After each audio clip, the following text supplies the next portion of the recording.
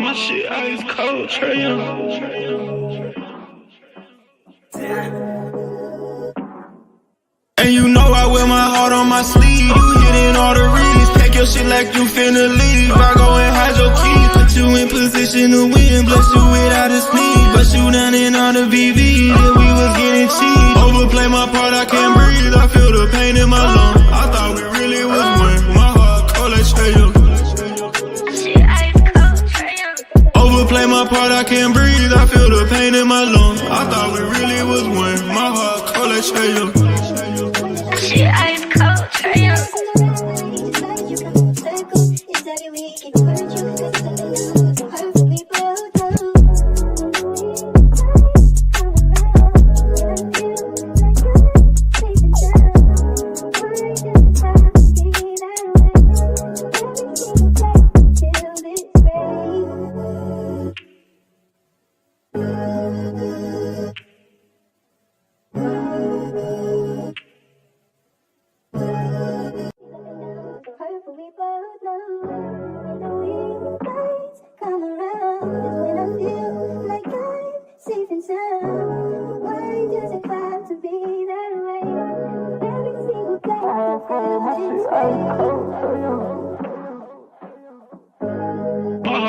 My shit ice cold, Trae Young.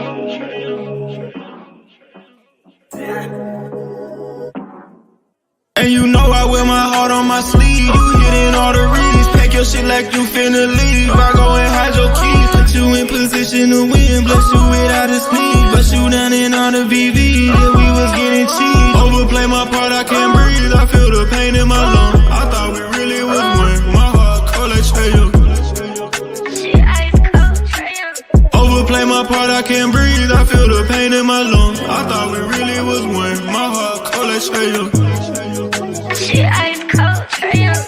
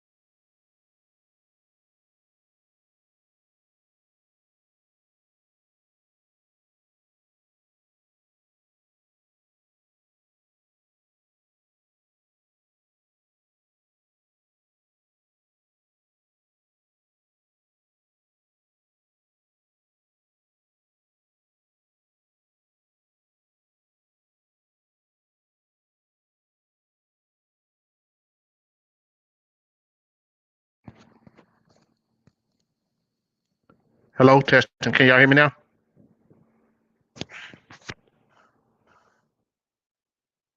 Can everybody hear me? I think I got it fixed now.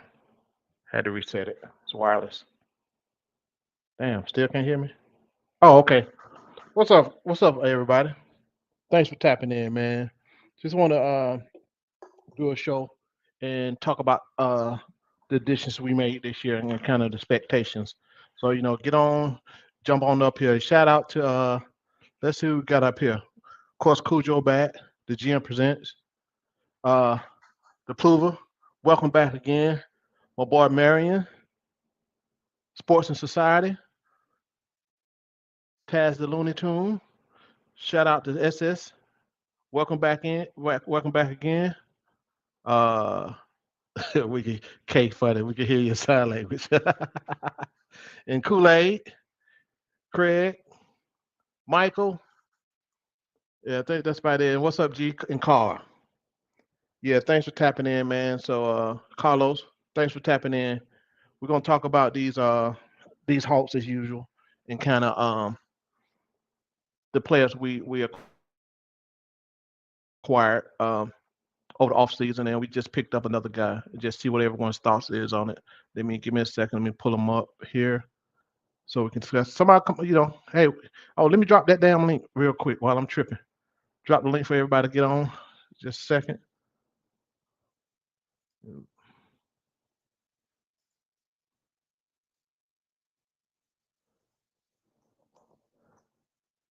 Here go link for everybody. So come on and tap on in with me so we can discuss this.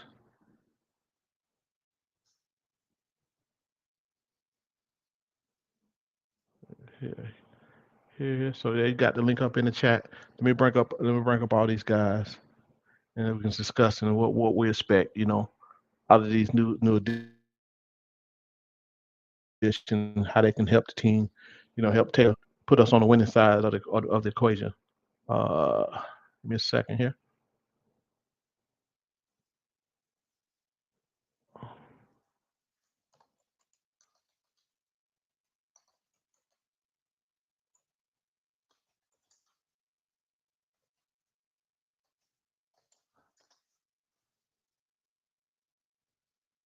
Man, I don't have the brain fart. What's the thing on site? We pull the players and salaries. Spot track. Yeah, I'm tripping. So what we got going on here.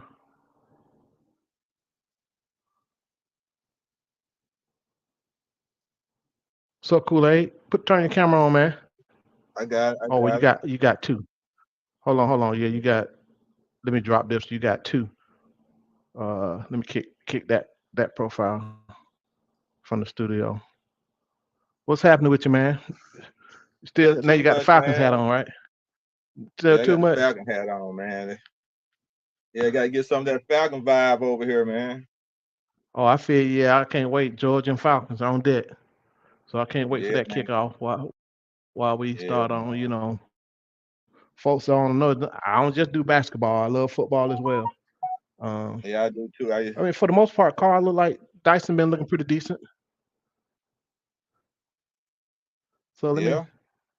let me let me share this screen with y'all real quick. See some of these transactions that are taking place.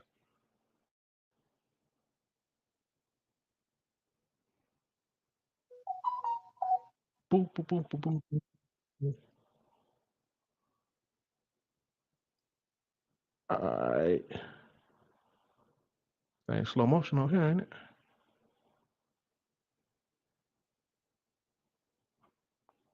All right, make this. Can y'all see this?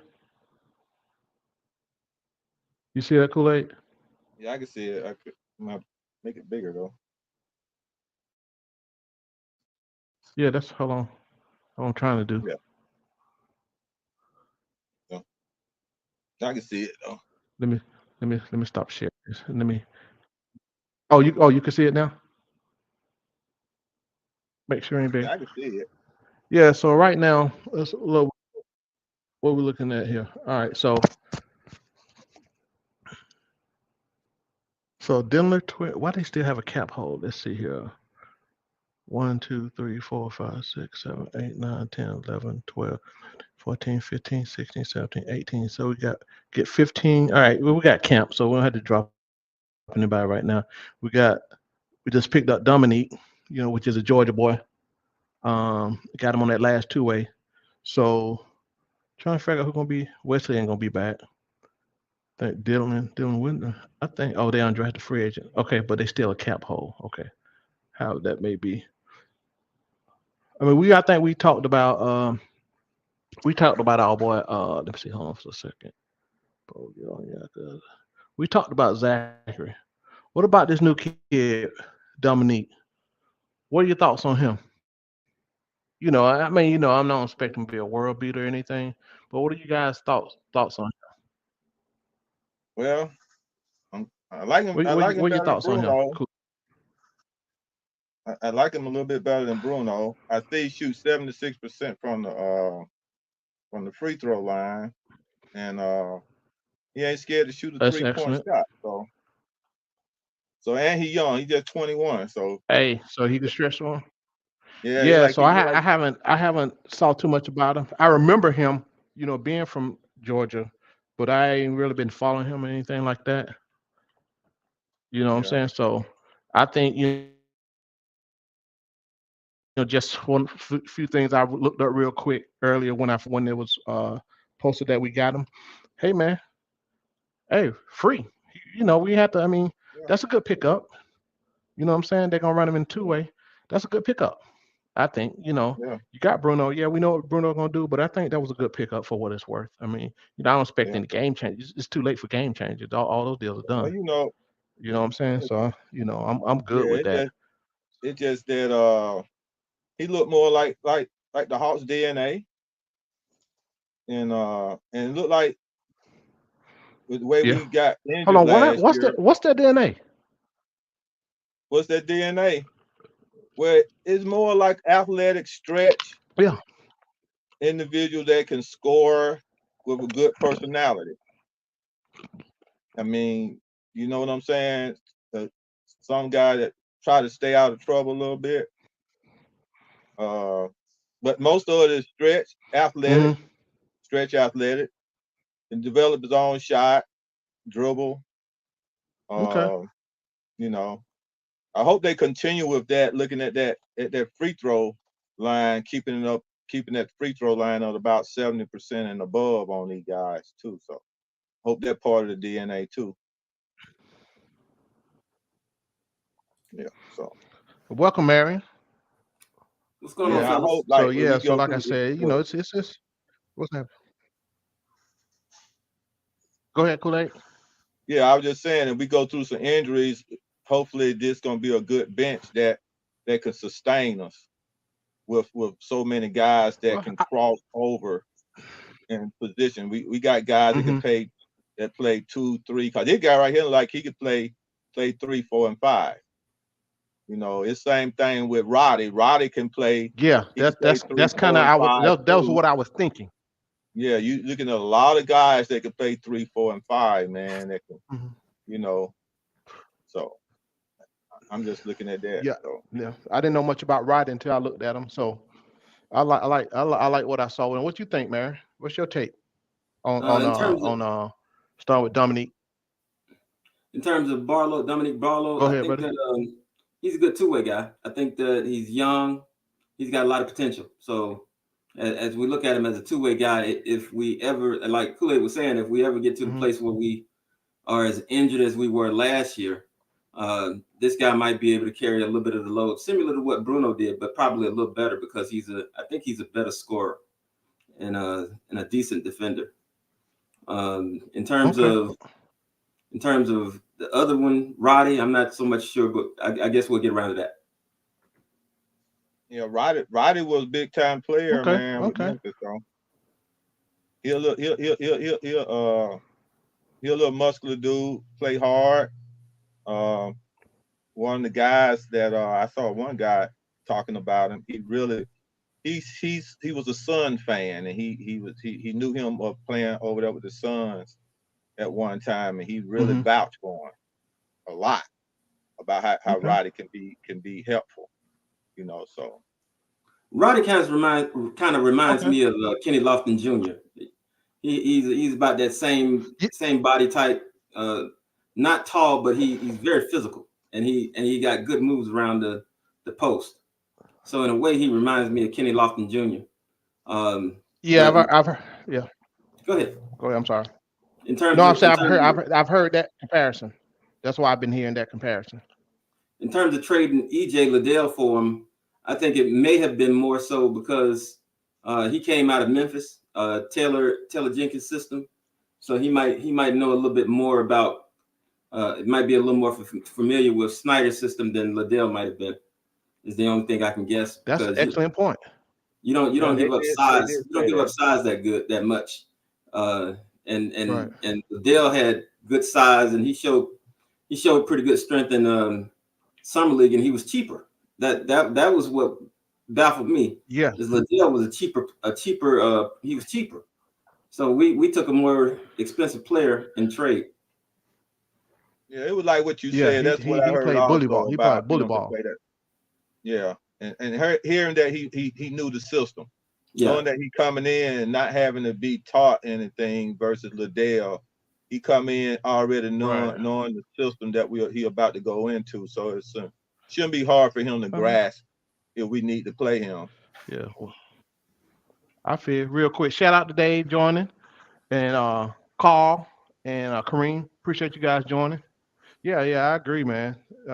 Yeah, so it's just gonna be one of those wait and see. Like I said, at this stage, yeah, Carl. I mean, yeah, I don't think we expect these guys we're talking about right now to play, but those are just pieces, right?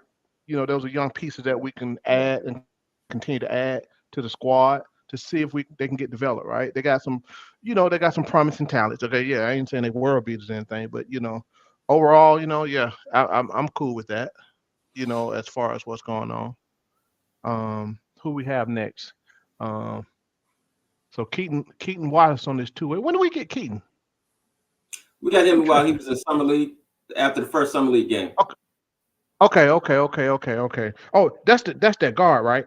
That's the Yeah, guard. yeah. He Yeah, been yeah, with us for a yeah, while too. So yeah. I remember because he was in the college park. Yeah, he. yeah, he been in college for a year. So I can't remember his name, but yeah, I love the way he played, man. I mean, I love the way Liddell played too, but it is what it is, like Marion said. But yeah, what's y'all thoughts on Keaton?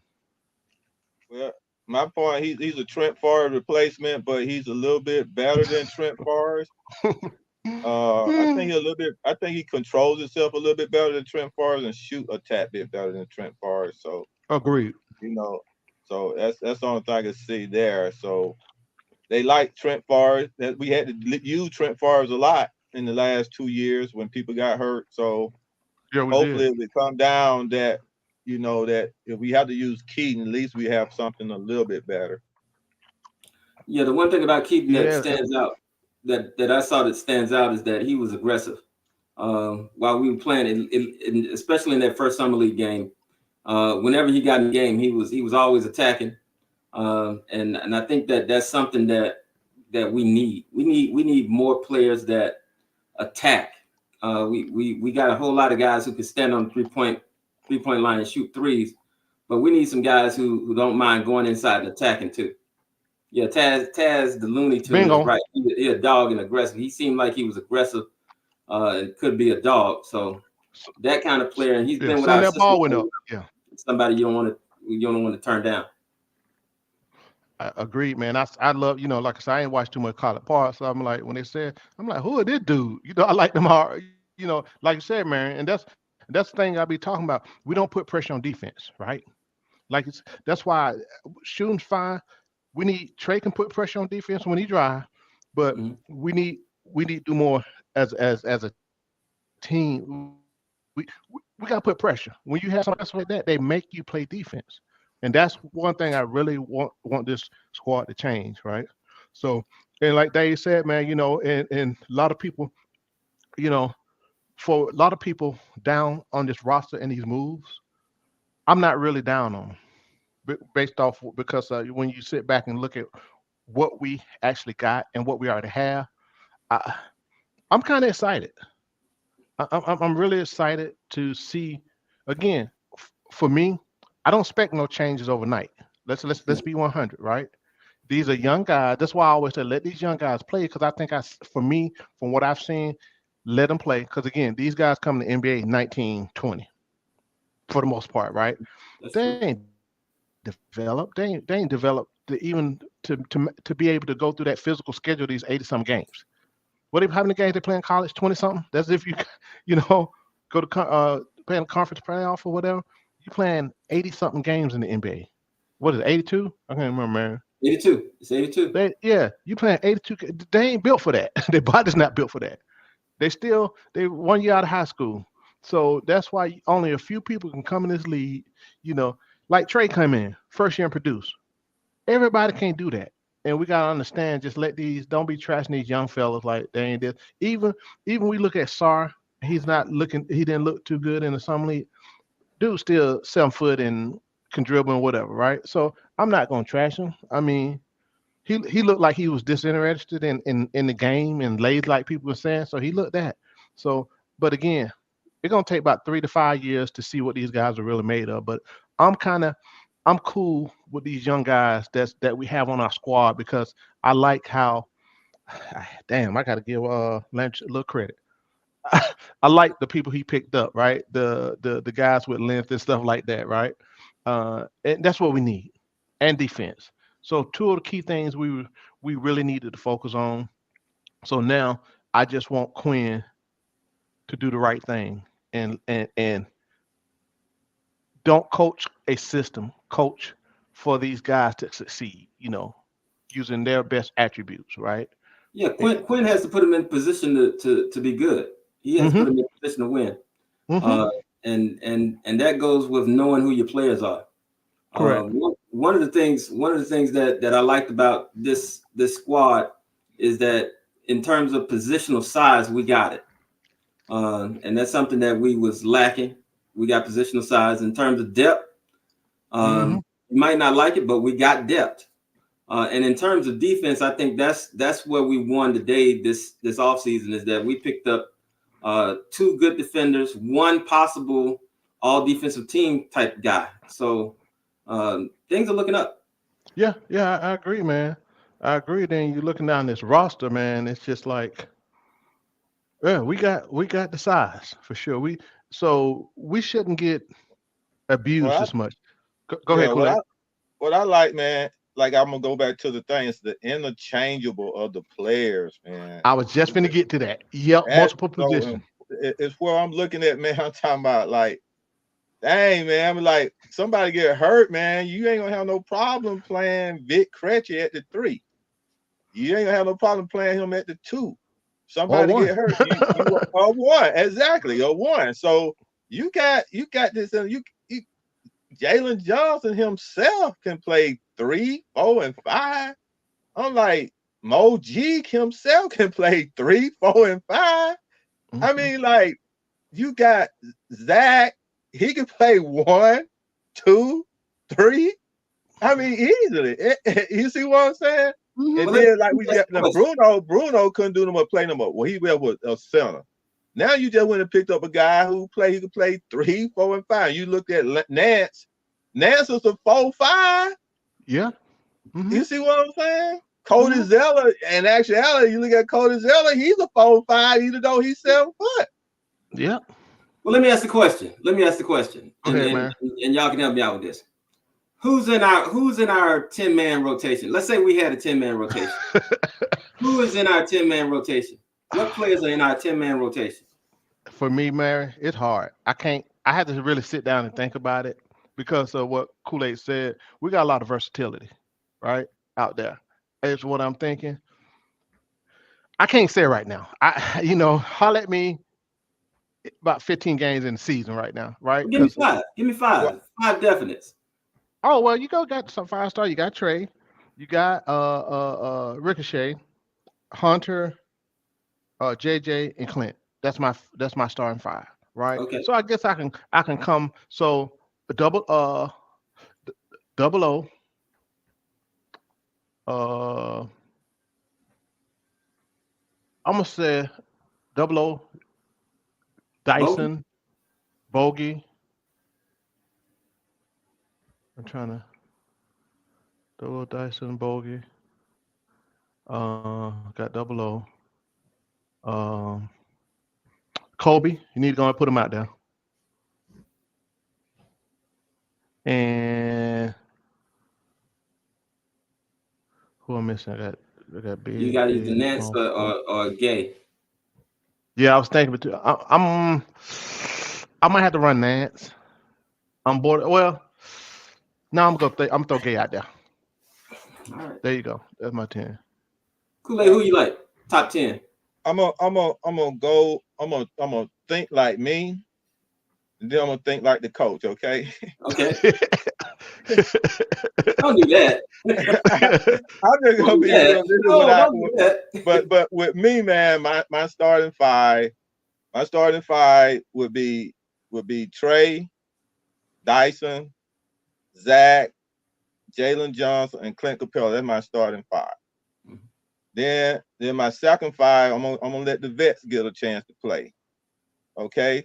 And I mean, I probably go with Kobe as the point, right? All right. And then I go with Bogey as the 2. I go with Hunter as the 3, Nance as the 4, and Double O as the 5. That'd be my 10. All right. Okay. Now, if I'm thinking like the coach, okay, most likely he probably gonna come with Trae as the 1. Now I'm gonna show favoritism. Don't say it. Say Bogey at the 2. I knew you were gonna say it. Okay. Yo, you too, man. Hunter at the 3, Jalen Johnson at the 4, and Clint Capella at the 5. That's gonna be the coach's 5, right there. All right. What's the and next then 5? He probably come off the bench. Then he probably come off the bench. Huh? You don't think he'll play Zach? I'm just thinking like coach playing vets, man. Yeah, that when it comes down that's to a good it, point. That's a good he point. might. Now the thing is, it's gonna be between Bogey and Hunter gonna have to come off the bench for Ricochet to play. One of them gonna have to come off the bench. It just depends on which one come off the bench. If Bogey don't mind coming off the bench, then Ricochet gonna play that 2, and Hunter gonna be playing that 3, and JJ that 4, and Clint Capella that 5. That's the way I'm thinking, like the coach. Now, like I say, you know why I'm mad at Nate, because he wouldn't play Jalen Johnson in his rookie year.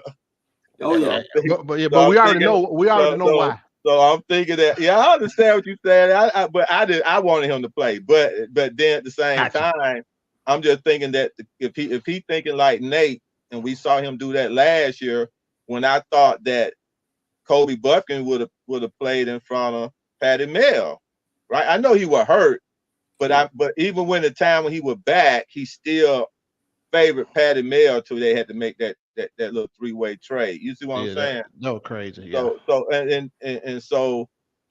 it was a lot of times. So now we got to think about Garrison Matthews too. So he liked Garrison Matthews. So I'm thinking his second 5, he might have Garrison Matthews.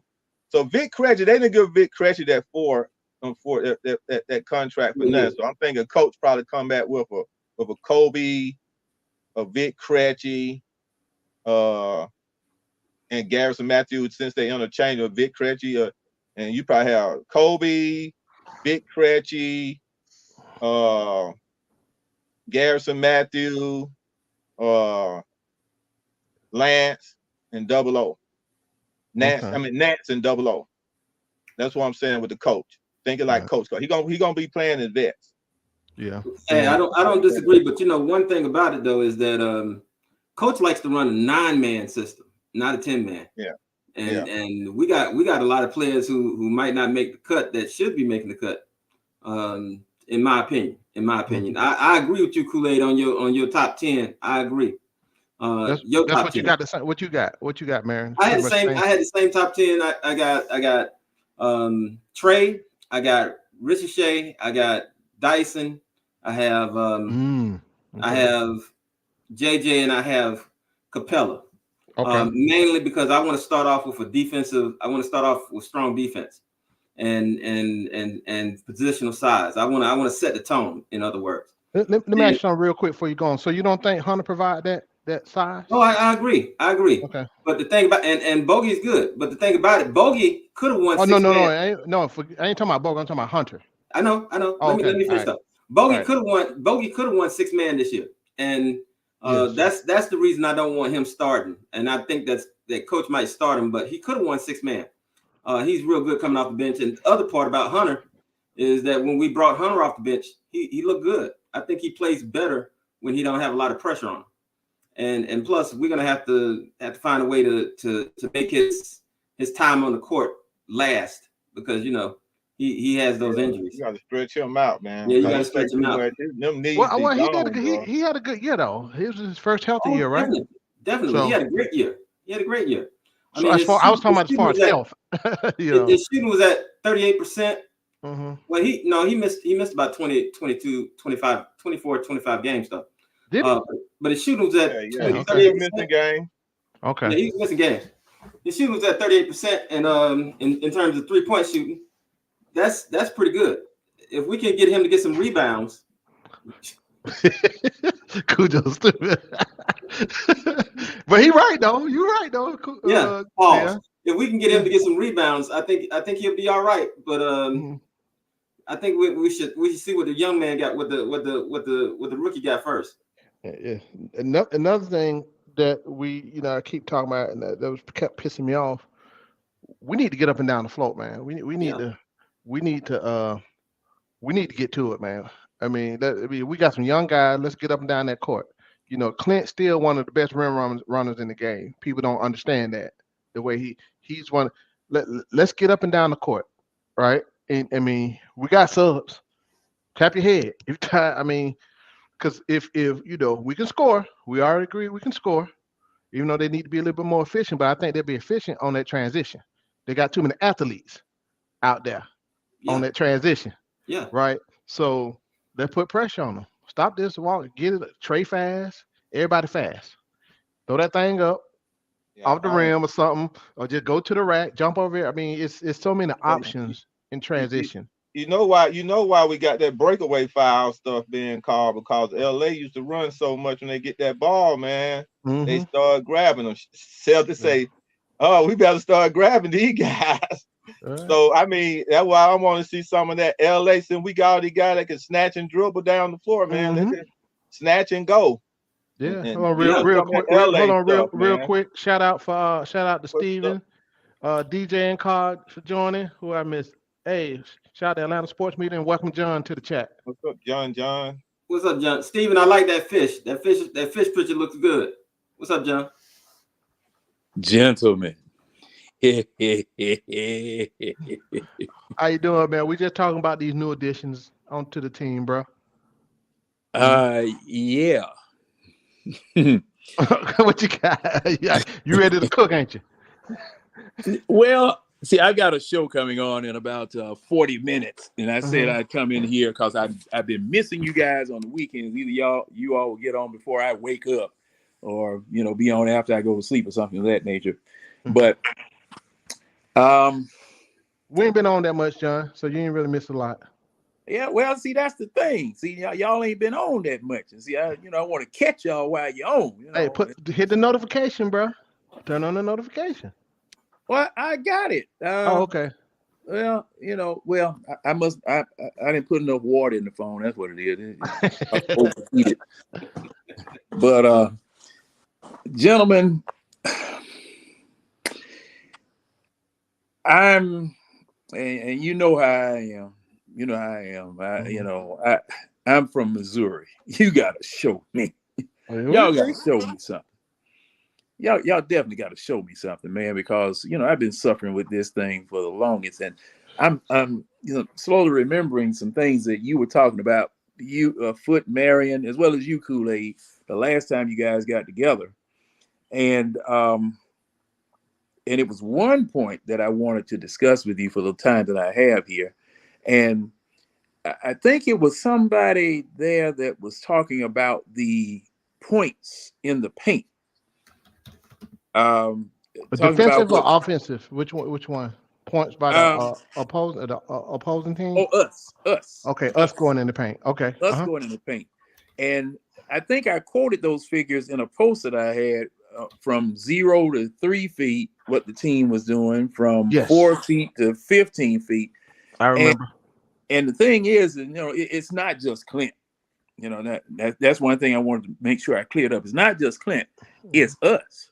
Because a lot of people think that the paint ends after you come out from under the basket. That paint goes all the way to the free throw line. Okay? So Trae on the one that really shoot floaters.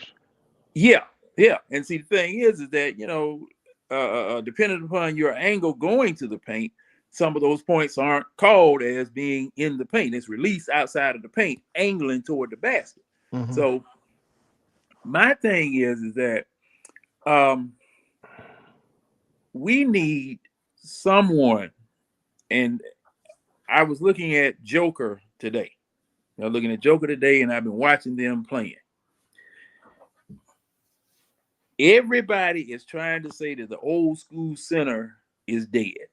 No. Everybody trying to say that the old school center cannot play in today's game. Mm-hmm. And I look 1,500 miles to the west at somebody who has a ring that has 3 most valuable player awards in the league. And I say, really?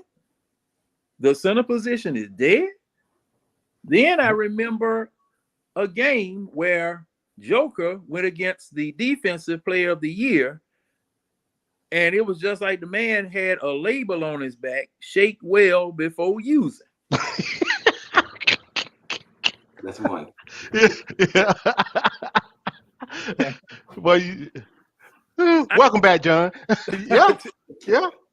I'm just saying. Well, that's something we used to always say a long time ago when we were playing.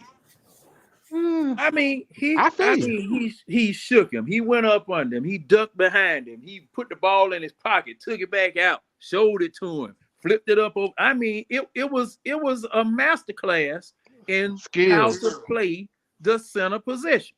Mm-hmm. And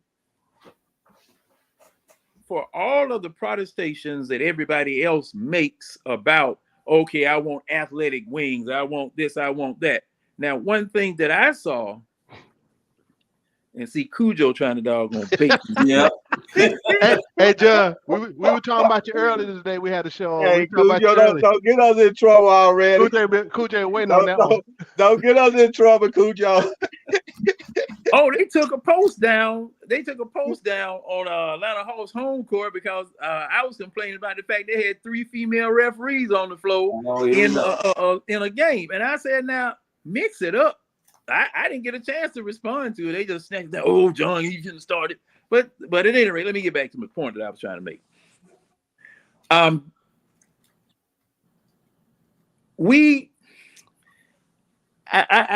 just really wish that we had somebody like that. Now they were trying to train Clint Capella to try to be that type of person because they had him. I'm seeing him all in.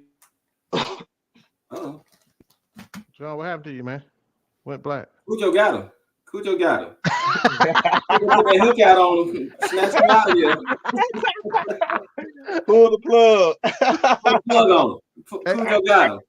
Hey, John, why well, I'll talk about take over with John's Here's a question. Go ahead, man. Early in the chat, I believe it was Antoine. He asked, and I think it's a good question. What do we think about Dyson Daniels? I like him.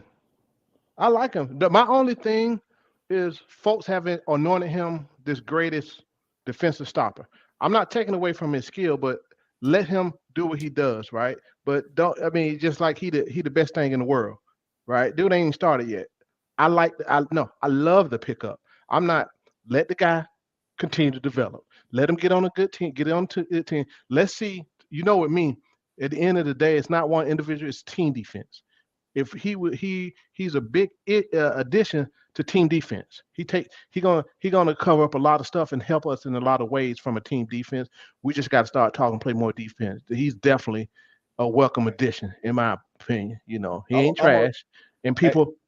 I hold on, Cooler. And then I hate that people. Well, he can't score. Any NBA can play. It's what Quinn does with his offense. At the end of the day. All right, go ahead. Did I answer your question? Go ahead, Cooler. Yeah, go ahead, Cooler. I'm gonna take something out of DJ book. He said, I don't play for stats. I play the right way. Think about that. That's what he said? That's what I feel about Dyson. Yeah, that's what DJ say all the time. He said, I don't play for stats. I play the right way. So that's what I feel about Dyson. Dyson's one of those guys that don't play for stats. He's out on the floor trying to play the right way. I just love what he put on the floor, man. I think he's going to get that energy up. I mean, players tend to play off other players. Yeah. You know, that's just what it is when they see another player doing whatever they doing, especially on the defensive end. Everybody kind of fall in line, right? That's what I'm hoping with, all our players with better defensive guys on the floor. As a unit, we should just be out there going at dudes, right? Just going there like Mookie Blaylock used to do, Gary Payton. I want to see some of that. Somebody need to go at somebody, bro. I'm sorry. Take a challenge.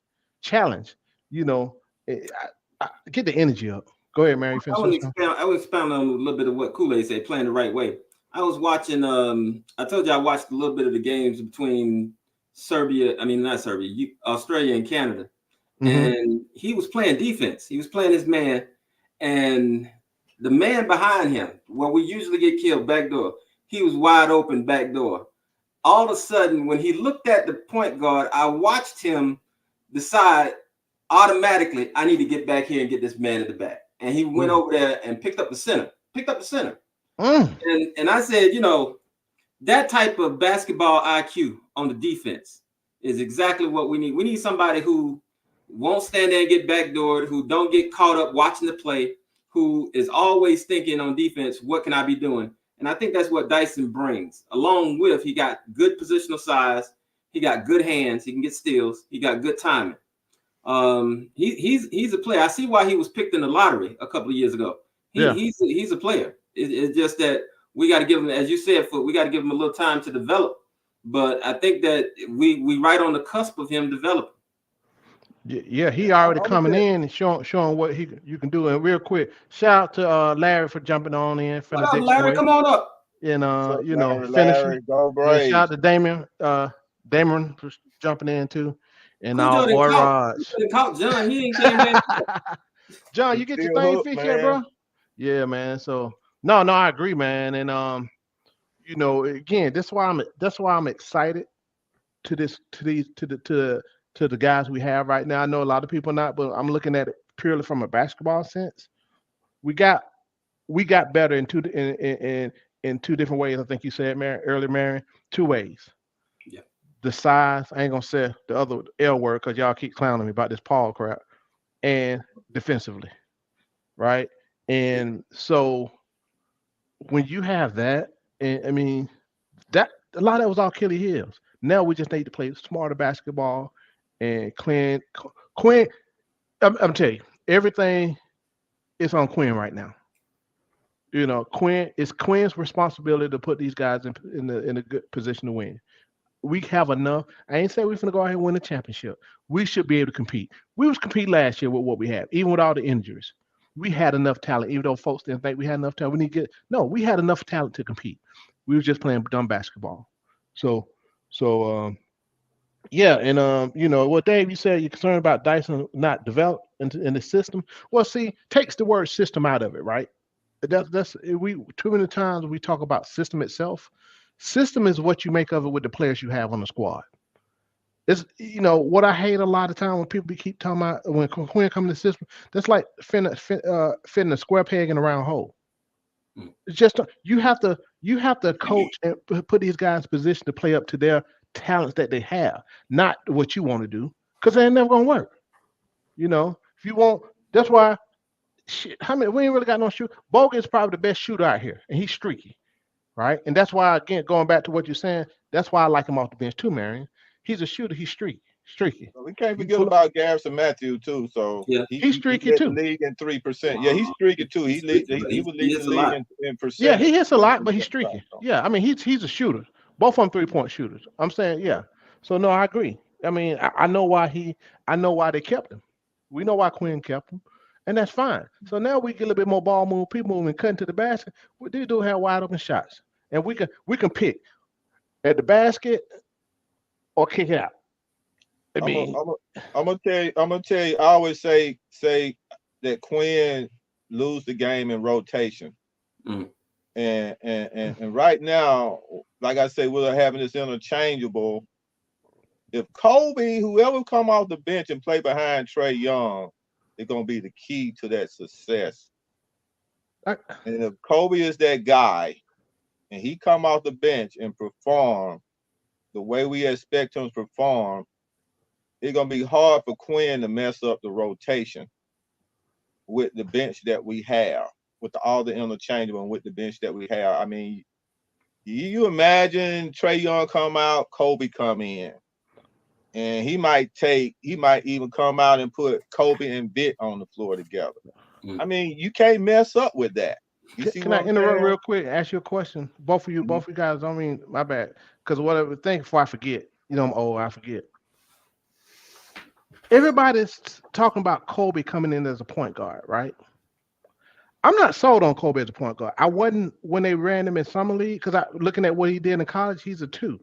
I'm not. I'm not sold on running him at that point. Maybe have Vic running the point and Kobe on the wing. I'm just what I'm thinking. I'm not just sold on everybody make him a backup point guard. He wasn't a point guard. He's a freaking scorer. And 2. It's just my opinion. Actually, I actually agree with you. One of the things about Kobe is that he's kind of, in my opinion, he's kind of slow for a lead guard. He brings the ball up slow. I've never seen him with the takeoff. I've never seen him beat this man off the dribble. I've never seen him make a great pass, but I've seen him do a lot of shooting. He's pretty good in terms of shooting. But in terms of being a lead guard, I don't know if he's that fast in terms of being able to outrun pressure, for instance. Gotcha. Yeah. It's just my feeling. Go ahead, Kool-Aid. Yeah, only reason I just keep saying that about him being the one because I just seen him use him like that. Okay. Throughout the year, I just going by what I see Quinn using him. But I know when they got him, they was having him to practice in the 1 and the 2, and he played in the 2 and stuff like that. And then Quinn would play him off the bench behind DJ or whatever. Sometimes when he would bring the ball to the floor, I couldn't tell whether it was DJ or him. DJ, so it does look like there you go. Spot, you know what I'm saying? So he was looking like a DJ point guard when he was coming up the floor. So I just was only reason I just say him because I'm just looking at the way the coach. I'm going back again the way the coach was thinking and what I seen how they used him. You know, I that's see. the only thing. But that's the only thing what made me say him coming off the bench. That's gonna be important. But I just feel that I seen them use him like that. But I mean, and truthfulness, I mean, if you did go and come off the bench behind Trae, I guess you would have Keaton Wallace to be a guy. Or down there, I've been hearing them talking about now. Don't get me wrong, I've been hearing them talking about going and get somebody like I forgot the dude's name. Tyus Young. Tyus. Yeah, like a real point guard. And somebody else that's free. Who's available? Somebody said that today. Somebody else available. Yeah, I'm trying to think of the guy. They were talking about Somebody's him, man. Supposed to be available today. Yeah. They said why we won't get him. That's supposed to be a really, really good point guard. So, but they might be looking at that, you know. So, but I'm just looking at just saying that they have been trying to prepare Kobe to be that point guard. I agree. Not that I'm saying that he should be playing that spot or whatever. I'm just saying that they have been trying to prepare him to do it. I agree. One thing that's undeniable about Kobe is that he plays good defense. Boy. He moves his feet very well, and he's able to play quote unquote point of attack defense. He's able to play point of attack defense. Why you laughing, Barry? You already. I'm gonna leave you alone today. The head is real quick. I put in the air quotes for you. I know. I saw. That's why I saw that. He's able to play point of attack defense. And I think he was a better point of attack defender than DJ is because he's a little bit bigger. Like it. He's a little bit bigger. He moves his feet better, and he doesn't gamble as much. So that's undeniable. He plays good defense. Right. And to add that here it is for Dennis Smith Jr., who I was talking about. Okay, is he a point? Yeah, that's who I was talking about. Because I said, who going? I saw them talking about it also with Kobe, with Bogey helping him, with him being on the floor with Kobe. And then that's just a conversation I heard also.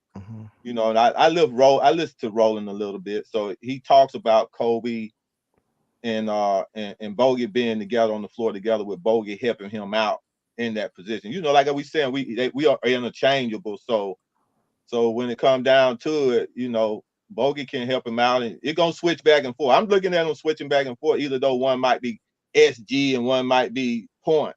So it don't really matter if Vic and Kobe on the floor together because they're gonna interchange on the way.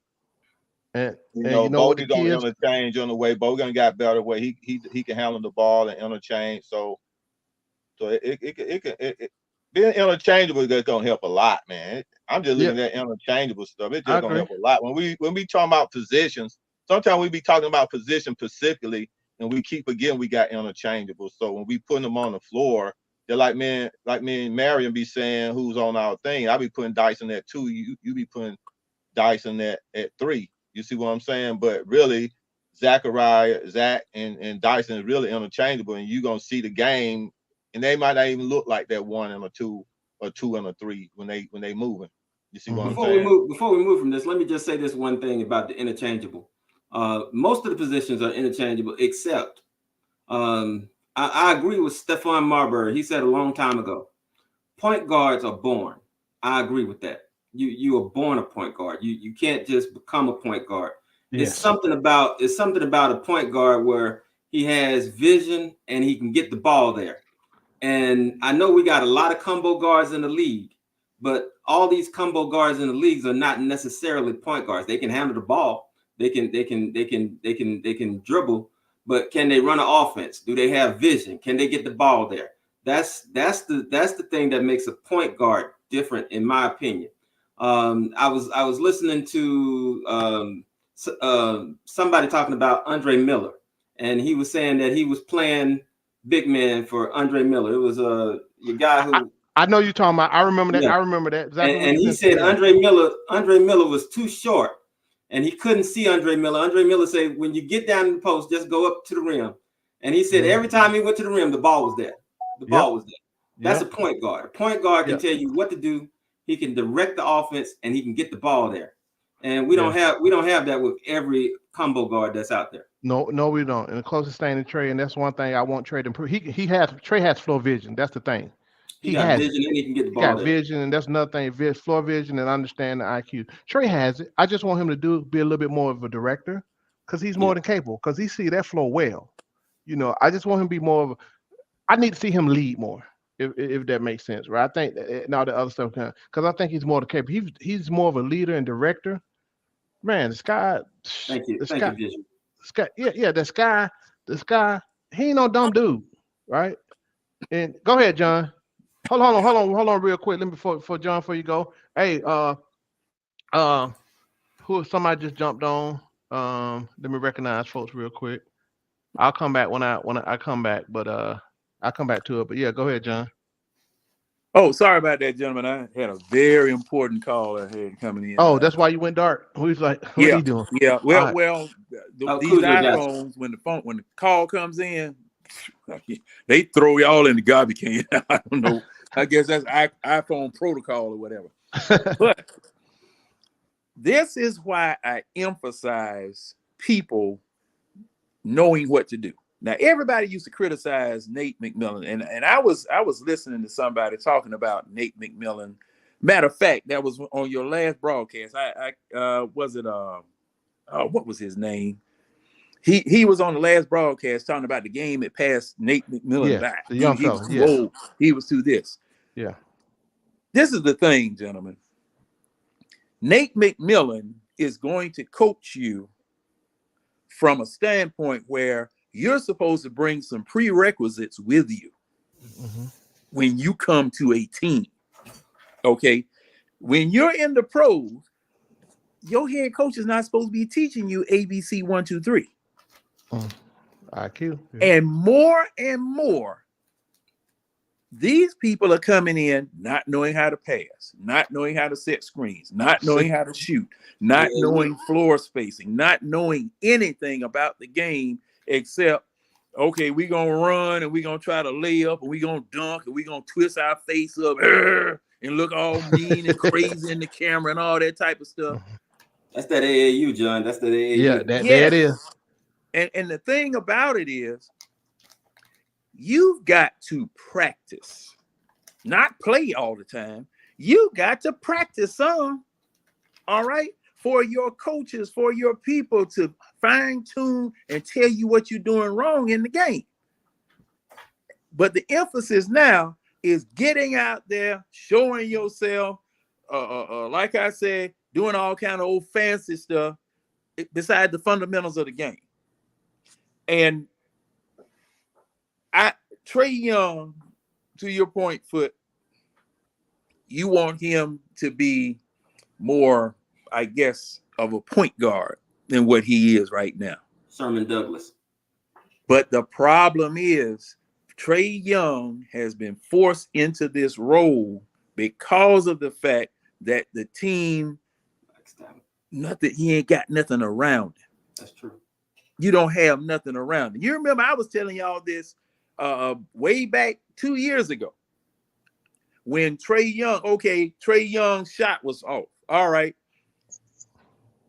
Everybody was, oh man, Trae Young this, Trae Young that, Trae Young this, Trae Young that, when he was hitting 50 pointers and winning games, because he was your best option for scoring out there.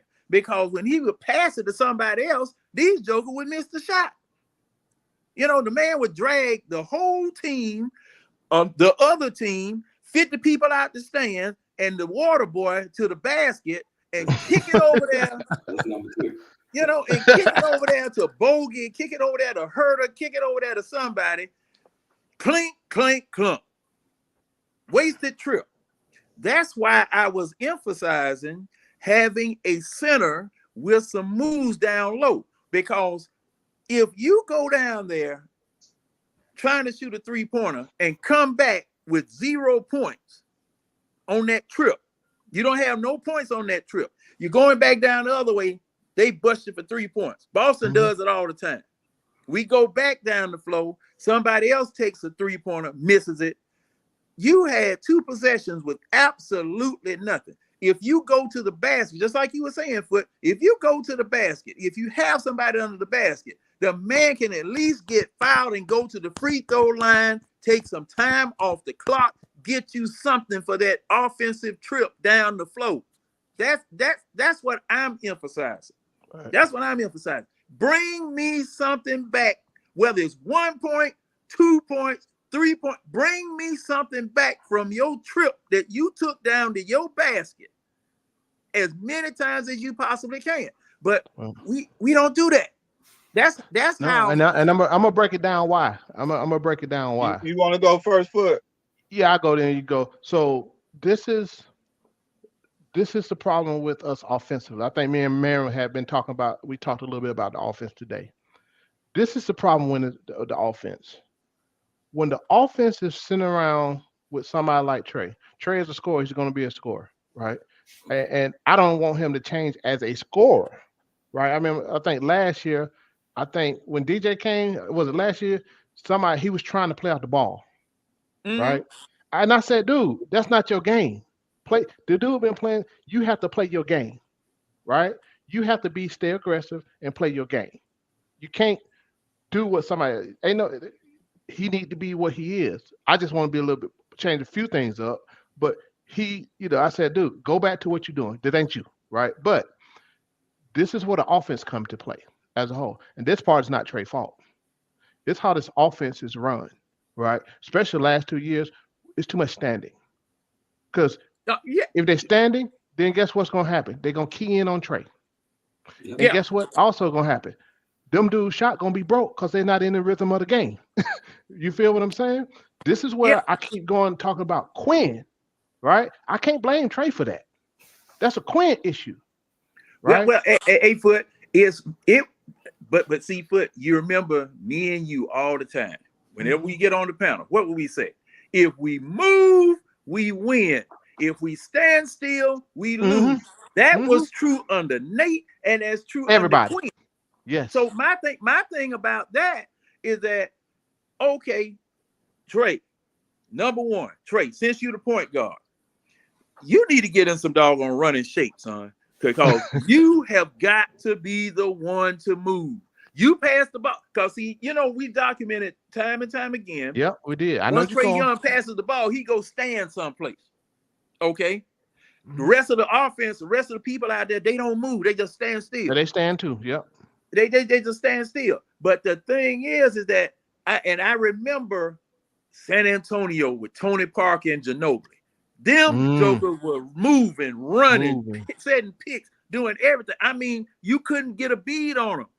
They perfected that shot where they would just stop, pop, you know, from wherever it was that they were. Ginobili with that floater, and you know, Tim Duncan down low cleaning up. Mm-hmm. See, that's what I'm talking about.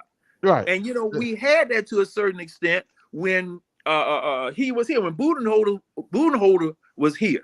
Yeah, Okay, they didn't stand. They did not stand. Budenholzer was They had some I bad didn't like shooters, certain though. things. They didn't stand.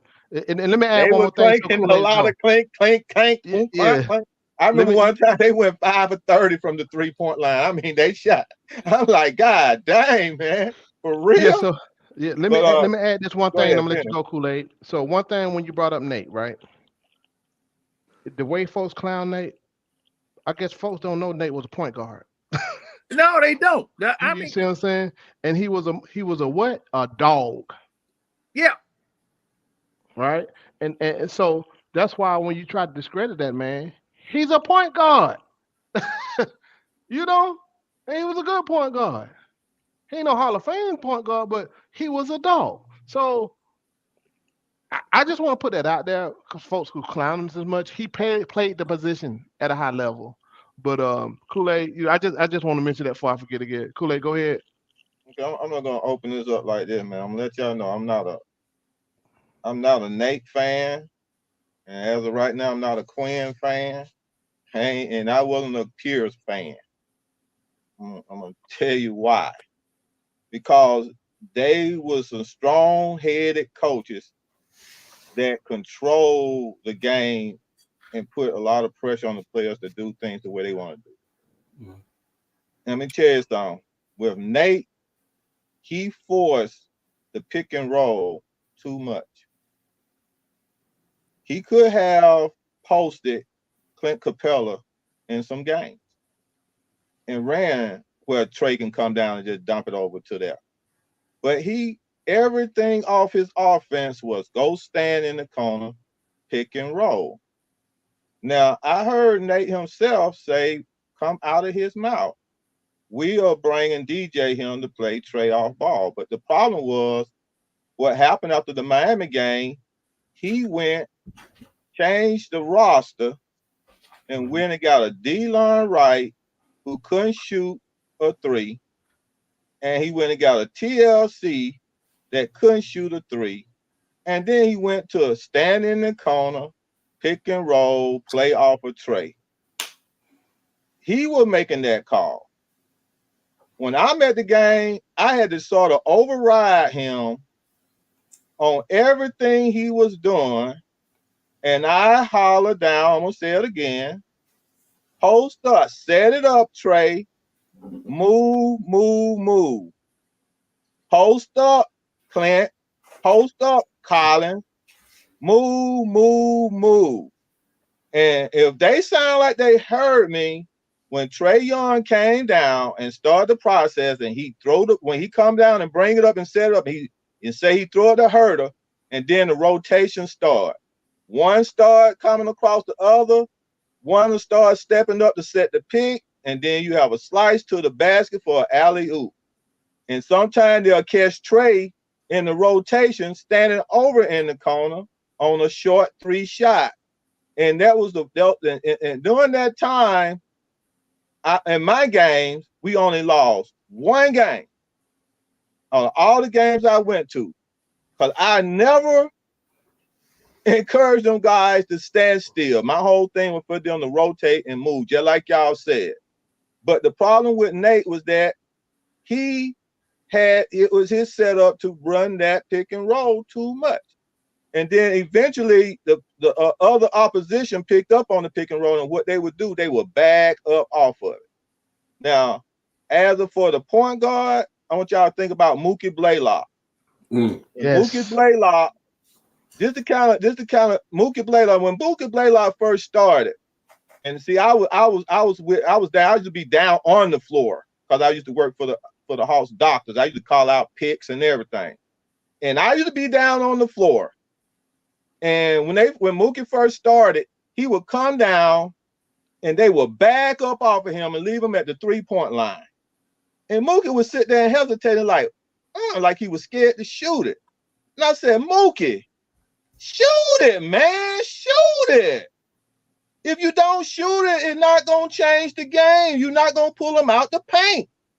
Hey, Kool-Aid, hold on 1 second. Was that before the trade? Before the trade? Before they traded Dominique? No. It was after, right? Right. See, Kool-Aid, this is what I was saying also. Mookie Blaylock would pass the ball to Dominique, and Dominique would run the offense. He passed it to Danny Manning, and Danny Manning would pass it right back to him, right? Am I right? Right. He would pass it Please right don't mention back Danny to Manning. him. Please don't mention Danny Manning, please. You give me Danny Manning didn't play. PTSD. Danny Manning played with Dominique. John. Oh, you talking about you talking about when Buki passed the Danny Manning. Right. Oh yeah, right. He would pass it right back. That's how Mookie developed that 3-point shot. Because he had to shoot it. Because Kool-Aid, now tell me if I'm right or wrong. When Mookie would pass it to him and he passed it back, the shot clock would be going down and he would be stuck having to take that shot, right? Right. See, that man, I was telling people that for the longest because, and man, I cussed Stan Kasten. I know you remember him, Stan Kasten and Pete Babcock. Boy, don't even talk about them jokers either. Man, I cussed him jokers. Ron, you've been on the radio for years. Huh? You've been on the radio for years. I probably heard you, didn't know you. Yeah. Oh man, I cussed both of them jokers out. But go ahead, Kool-Aid. Go ahead, Kool-Aid. Let me mention one thing real quick. For my show. Let me mention one thing while it's on my mind because I forget. Yeah, when you talk about movement on offense, I'm gonna take you back a little bit. Jerry Sloan with Karl Malone and John Stockton. They also ran pick and roll. The difference is that when John Stockton was running pick and roll with Karl Malone, everybody else was moving. Hornacek was moving. The little dude that Jordan beat on that shot, he was moving. Everybody was moving. Russell, thank you. Byron Russell was moving. Or was it Brian Russell? It was one of them. Everybody was moving, and it was like a symphony because John Stockton had a choice of who to throw it to, and the great thing about it is whoever he threw it to, 7 times out of 10 they're gonna hit a shot. Well, 6 times out of 10 they're gonna hit the shot. That's the thing that we don't have, or that we didn't have last year, because last year we were doing this your turn, my turn offense with DJ and Trae. And whenever DJ had the ball, Trae didn't do anything. He went and sat in the corner. When Trae had the ball, DJ went and sat in the corner, and it was no real movement. I think that's the part. That's the stuff that we've alleviated now, because now Trae got the ball in his hands, and he should have the ball in his hands, because you never took the ball out of John Stockton's hand. You never took the ball out of Mark Jackson's hand. You never took the ball out of any great point guard's hand. So don't take the ball out of Trae's hands either. All right, cool. Yeah, and so so I'm just saying, like with Coach Pierce and these guys, I hope Coach Quinn can, like I say, Coach Quinn got a chance to do something different. Now I like Coach Quinn offense. What I seen how he ran in Utah, while he do high pick and rolls, and he do a lot of picks. He do a lot of picks throughout his whole rotation of the game. So they're gonna open up a lot of his players if they come. But in order for you to move off those picks off the corners and stuff, you gotta move. You can't just go stand and shoot. You got to move and then try to score off the screens. Motion offense. Off the pitch. Thank you. Motion offense. What I'm saying? Yeah. So it have to be a lot of motion, and then the rotation can come off going in off the rotation. The pick and roll can come off of one of the moves.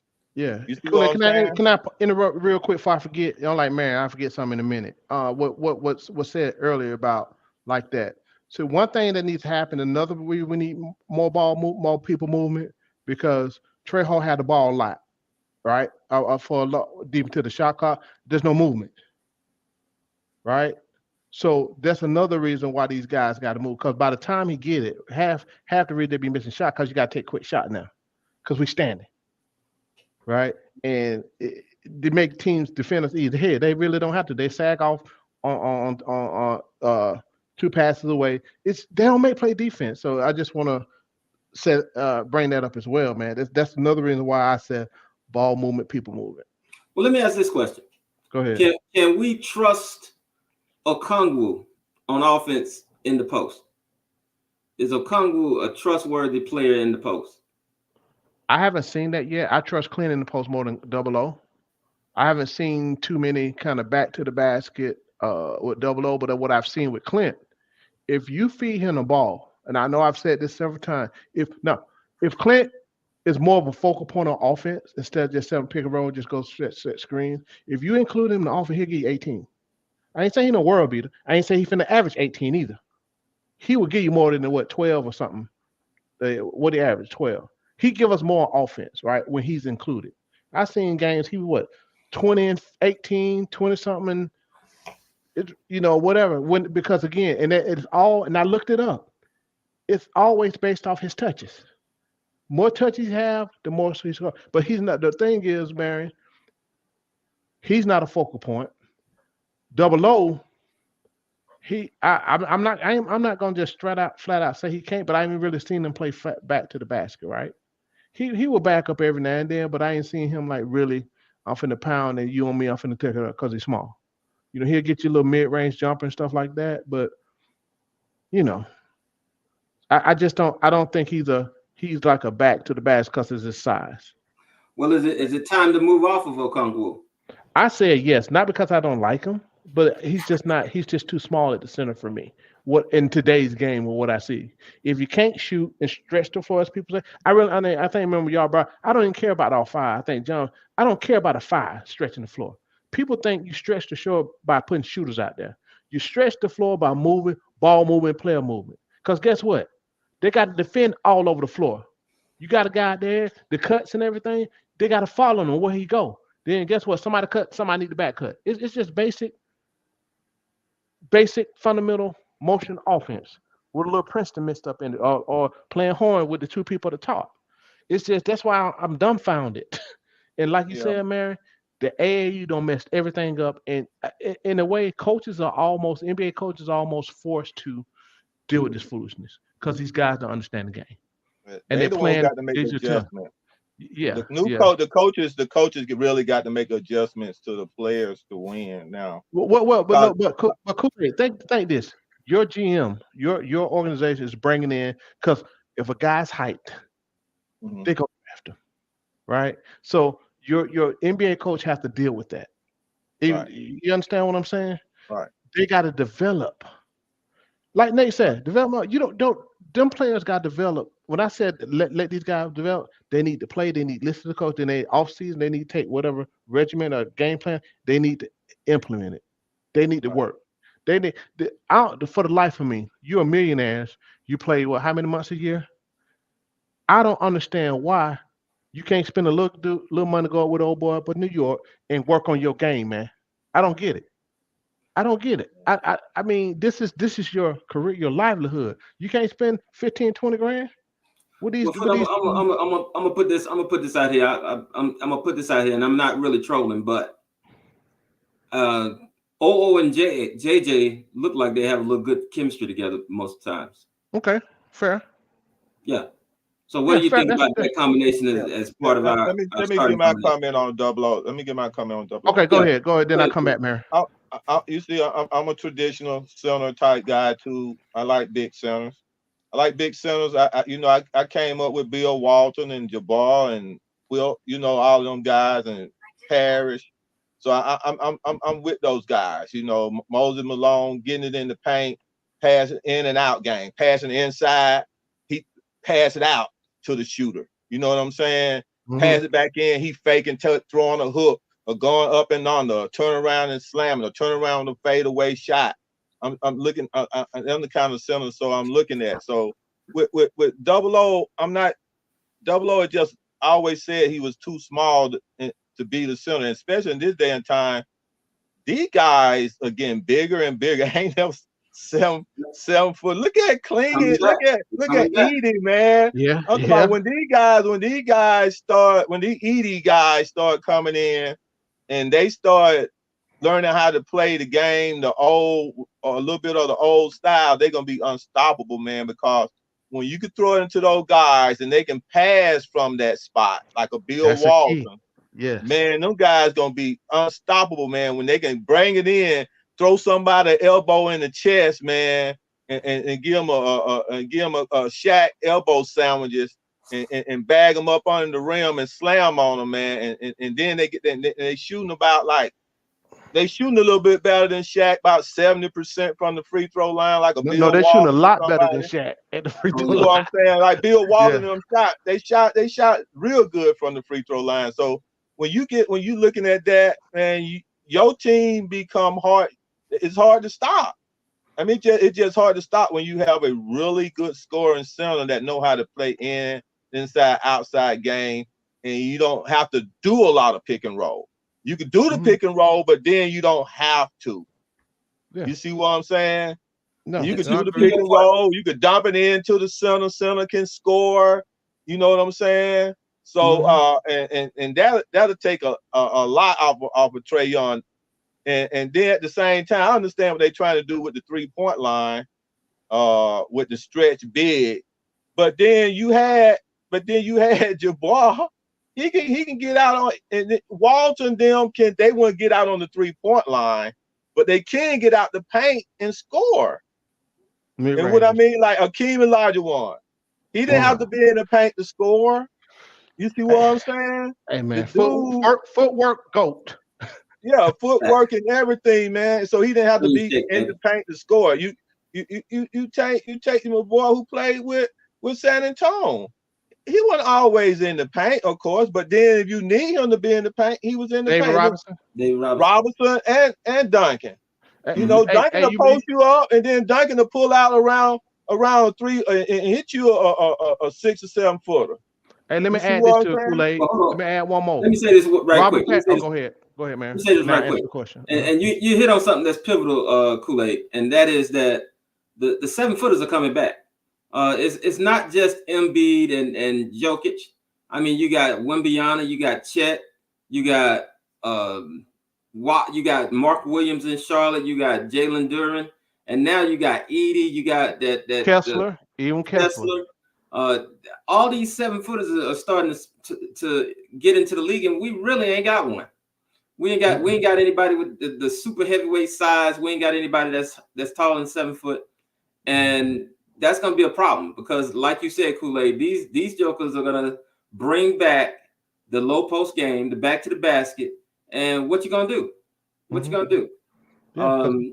So you know, it's basketball running cycles just like this. Just like this. It always comes back to the skill set, though. I remember when everybody wanted a tall point guard. It always comes back to the skill set. You need a point guard, and everybody ran to these small ball centers. It's coming right back to it. They're going back to the 7-footers.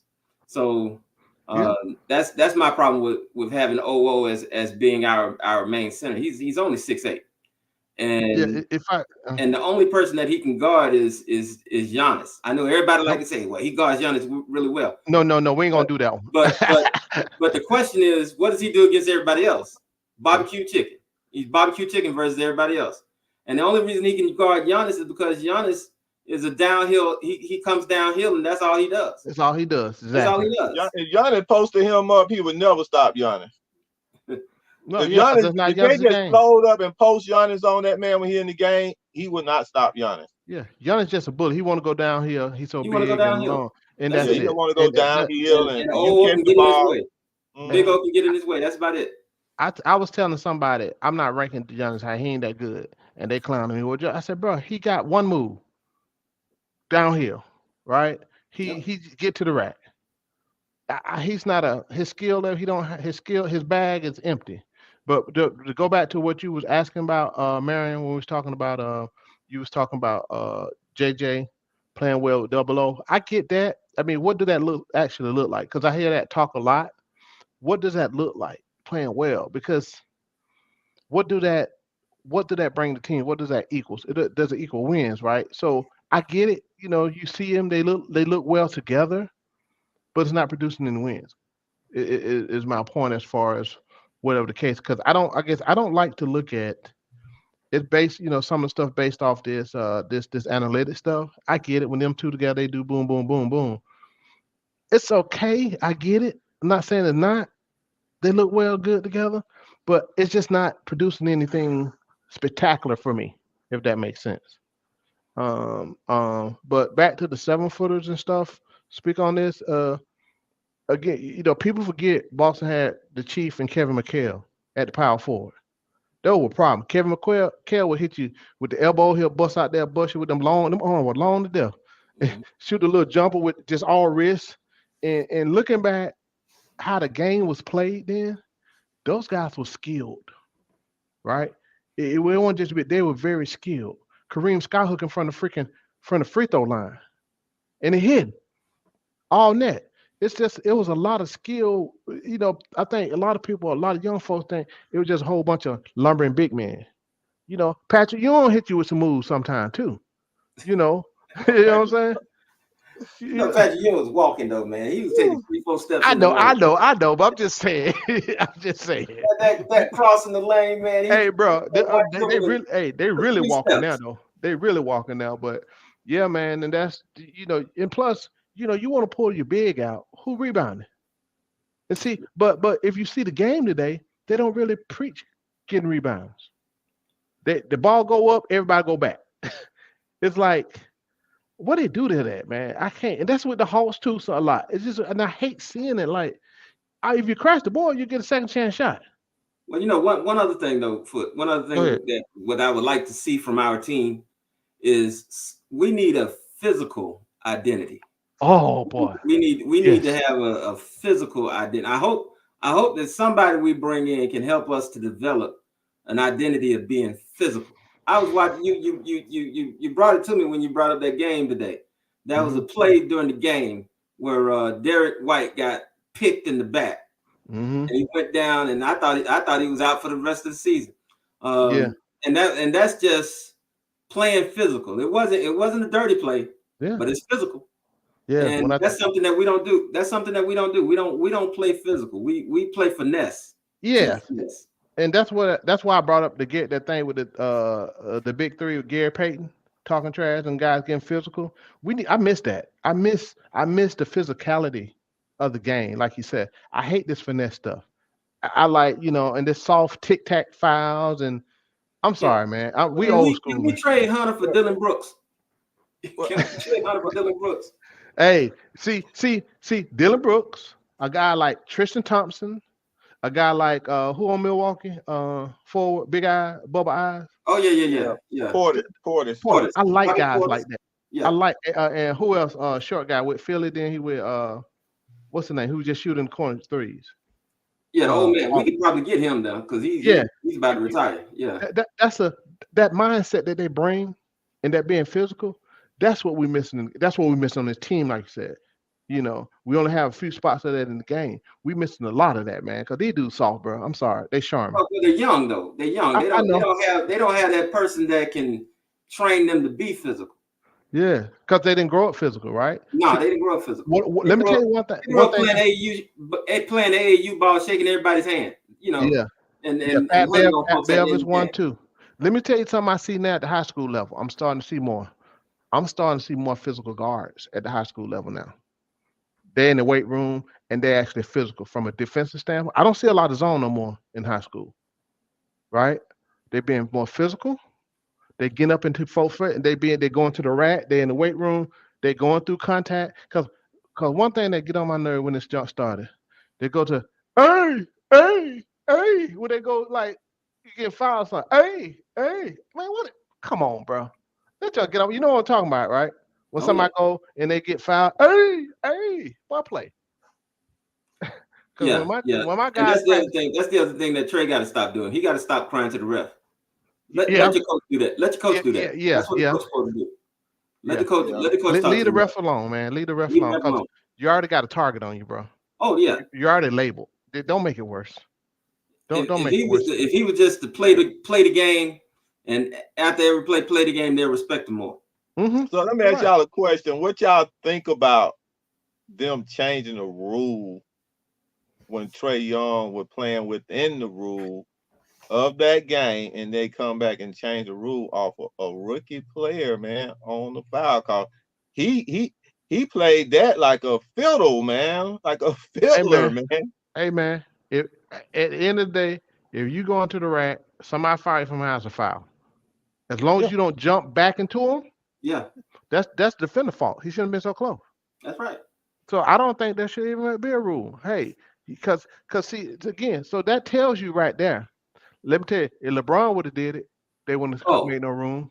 No rule for it. You see what I'm saying? That goes back to what Marion said. He has a target on his back now. And you know he still don't get that call. Everybody get that call when you get a man in the air and you jump up and then they come down. Trae don't get that call like everybody else do, man. He still don't get that call. He get an offensive call before he get that call. Yeah. Plus, Atlanta sports media, he didn't abuse it. That was the rule. Again, that was so. Guess what? You got a rule that you can take advantage of. There's nothing wrong with that. You know what I'm saying? They got mad because these players playing loose, and he gonna get a foul every time. Hey, Foot, I watched Reggie Miller get to the Hall of Fame. No, we don't even want to talk about that. Yeah, that's what you're looking at. He got to the Hall of Fame, kicking his leg out every time he shot the 3-point shot. Every time he shot the dang on 3-pointer. Yeah, he got to the Hall of Fame with that. So you know But see, he was treated. Reggie Miller was a little bit more light than Trae is, right? That's why, like you said, Trae just need to be quiet, man, and play. I get it. Go ahead, man. I'm sorry. The thing with I see with Trae was one player that came into the league where everybody said he wasn't going to succeed. Mm-hmm. And the thing is, everybody want to be right on seeing him succeed. That's it. And so when he played his game, want to see him succeed or not succeed? Not succeed. Okay, yeah, that's what I thought. They don't want to see him succeed. So everybody make rules and they still talk in a way of the negative of not seeing him succeed. And so the referees, I mean, he taught just as much Jack stuff just as his counterpart Luka do. And some other people do, you know, and they don't get the stuff that he do. I seen Tatum sit there in one game when Trae was putting it on him, and Tatum cussed the referee slap. I remember that, bro. I'm like, dang, bro. If Trae just took the ball and looked at the man funny and did a chest pad, and he was out the game. I'm like, man, how you gonna do that to the man? That almost like, just almost like you remember Duncan when Duncan was sitting on the sideline when the referee was getting on Duncan and Duncan was sitting on the sideline giggling and he checked Duncan and sitting on the sideline. But that's it. That's what it is. That's what again. I mentioned that day or the last or the show before about the NBA's rigged, right? Dunn already told you what you need to know, but it's obvious the way these refs call some of these games, especially against us, right? It's rigged because again, this is entertainment, right? And certain things, you know, especially when you got a target on your back, it's gonna be like that. And again, you know, much as I get on Trae about some things he need to improve, it's right. The dude's small. He came in and he balled. Go ahead. The Trae hate from the league, it simmered and got to its boiling point when we beat New York in the playoffs. Oh yeah.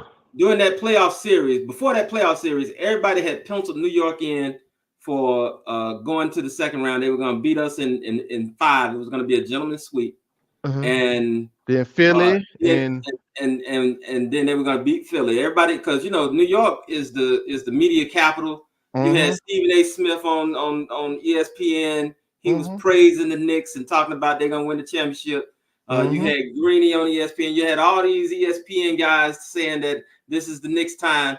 And then here come Lil Trae and putting up 48, winning the first game, putting a hurting on the Knicks, making Randall look like he can't play basketball anymore. And we won that series. And I think the moment that he went out to midcourt and bowed and did the bow. It was a wrap. I knew. I believe that's when the hate got to its highest point, is when he went up and bowed. After they had spat on him, after they started the F Trae Young chant, when he went out there and bowed, I think that's when the media started to hate Trae. And the problem is the media is the one who vote for the All-Star. The media is the one that vote for the All-NBA team. So it's not an Atlanta problem right now. It's the media versus Trae Young problem. Oh, that's what I said to me. And I agree. Like I said, I mean, much as I get on it, but yeah, he deserved All-Star. I mean, again, the fans voted, but the media don't whatever, right? But again, because guess what? You look at, like you mentioned those markets, New York, Philadelphia, right? It's all about market. LA, right? Everything going see, like there was a reason you remember that trade when Chris Paul tried to go where? Los Angeles. Yeah, right. Yeah. So come on, bro. The league denied that. How many times they deny a player being see? Never. That's why. Let's DeAndre Hunter. Let's take this. That whistle be hot ever since he's been in the league, right? Because they know how he can play defense. They don't want to. Again, it's some of that stuff against us, but the media, the league, it's all about them papers, bro. That money. Why you think they went to a play-in? Why not a play-in? Why you think they did a play-in? More money. Why you think that mid-season in-season tournament? More money. Did you see the ratings off the mid-season tournament? It's a wrap now. It's here to stay. Right? So at the end of the day, it's all about that bread. It's not the same. And I've come to that conclusion. Well, it ain't been that way. It's been what it is. So we just have to continue, and we just have to do what we need to do, because we ain't getting no favors. The other team, like the Boston, get the favors. It's whatever the flavor for the day, because the media make NBA money. So what you expect? Yeah. And again, go ahead. Go ahead. No, I'm done. Oh, go ahead. Your turn. Yeah, tell you that guy. I don't know if they get us in trouble though, but see, when the Atlanta teams win, Vegas lose. Think about what I'm saying. When the Atlanta teams win, think about how much money Vegas lost when the Atlanta Falcons went to the Super Bowl. Think about how much money when the Braves went and won that World Series and beat the Dodgers, how much money Vegas lost. Guess how much money they lost when we won the World Series? Yeah. They lost a lot of money. And I'm going to add something to that when you finish. The odds was, if you would have picked the Braves, you would have been a millionaire right now. Yeah. You could have took 5,000 to what? And the Hawks, man. The Hawks messed up the whole playoff that whole year for Vegas. But everything. Check this out. You 10 under 500. You got Coach Pierce. They like, nah. Knicks beat you. Knicks swept you. 76ers swept you regular season. You know what I'm saying? They like, and you had to go see them, and we had to go see them, both of them. But check this out. Did y'all remember what Nate said before we went into that playoffs, and he got fined for it? Y'all know what he said? What he said? He said the referees is not. Y'all go out here and y'all got to play through the referees, because the referees is not going to give you any calls because they want the Knicks to win. He got fined $30,000 for saying that. That was the truth. Yeah, that was. It was. And so he had already set the tone. That was the best move that Nate did the whole time of his coaching. So he set the tone. He opened it up. Oh yeah. Now when the referees start doing something like, oh, so then Nate looking at the league saying, "Make me wrong. I'll take a $30,000 fine to make me wrong." Now y'all call this game straight up. Guess what? You saw a more fair call in that playoff than you ever seen throughout the whole season. You don't notice. I mean, And that's guess just what what? it is. Come on, man. Trae Young didn't get hurt by a player in that Bucks game. Hey, bro. Kool-Aid calling the conspiracy. The conspiracy is over here. If I can mention something before I forget about, you brought up the Super Bowl, right? Let me tell y'all something. Ain't no way in hell the coach just gonna start doing dumb stuff when we dragging the Patriots. Somebody made a phone call got down to the field or something. You know, because, bro, how you gonna stop doing what was working for you?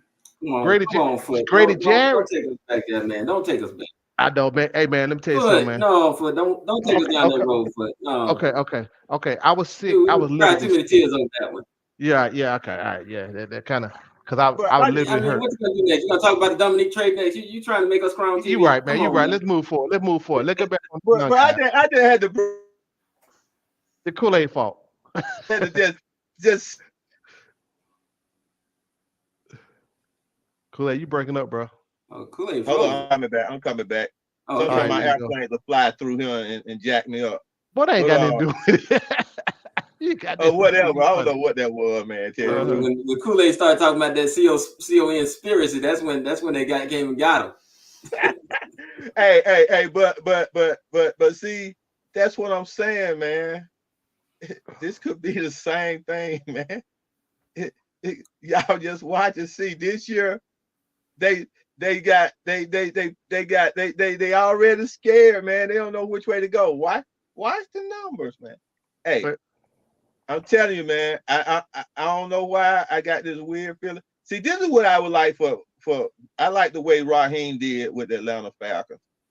Okay, now we still don't really know. We know they got a really good quarterback and everything, but he came in and told them we are Super Bowl bound. And so he put it in his heart and the minds of his players. You're going to practice like you're going to go into the Super Bowl. And we're going to do everything with the mindset that our goal is to go to the Super Bowl. And I like that mindset when you come in, you set that in the mind of your players, no matter how old they are or how young they are. And you don't want to, and I hope that we can come in with a mindset where the coach can walk in the locker room and say, we're going to upset the NBA this year.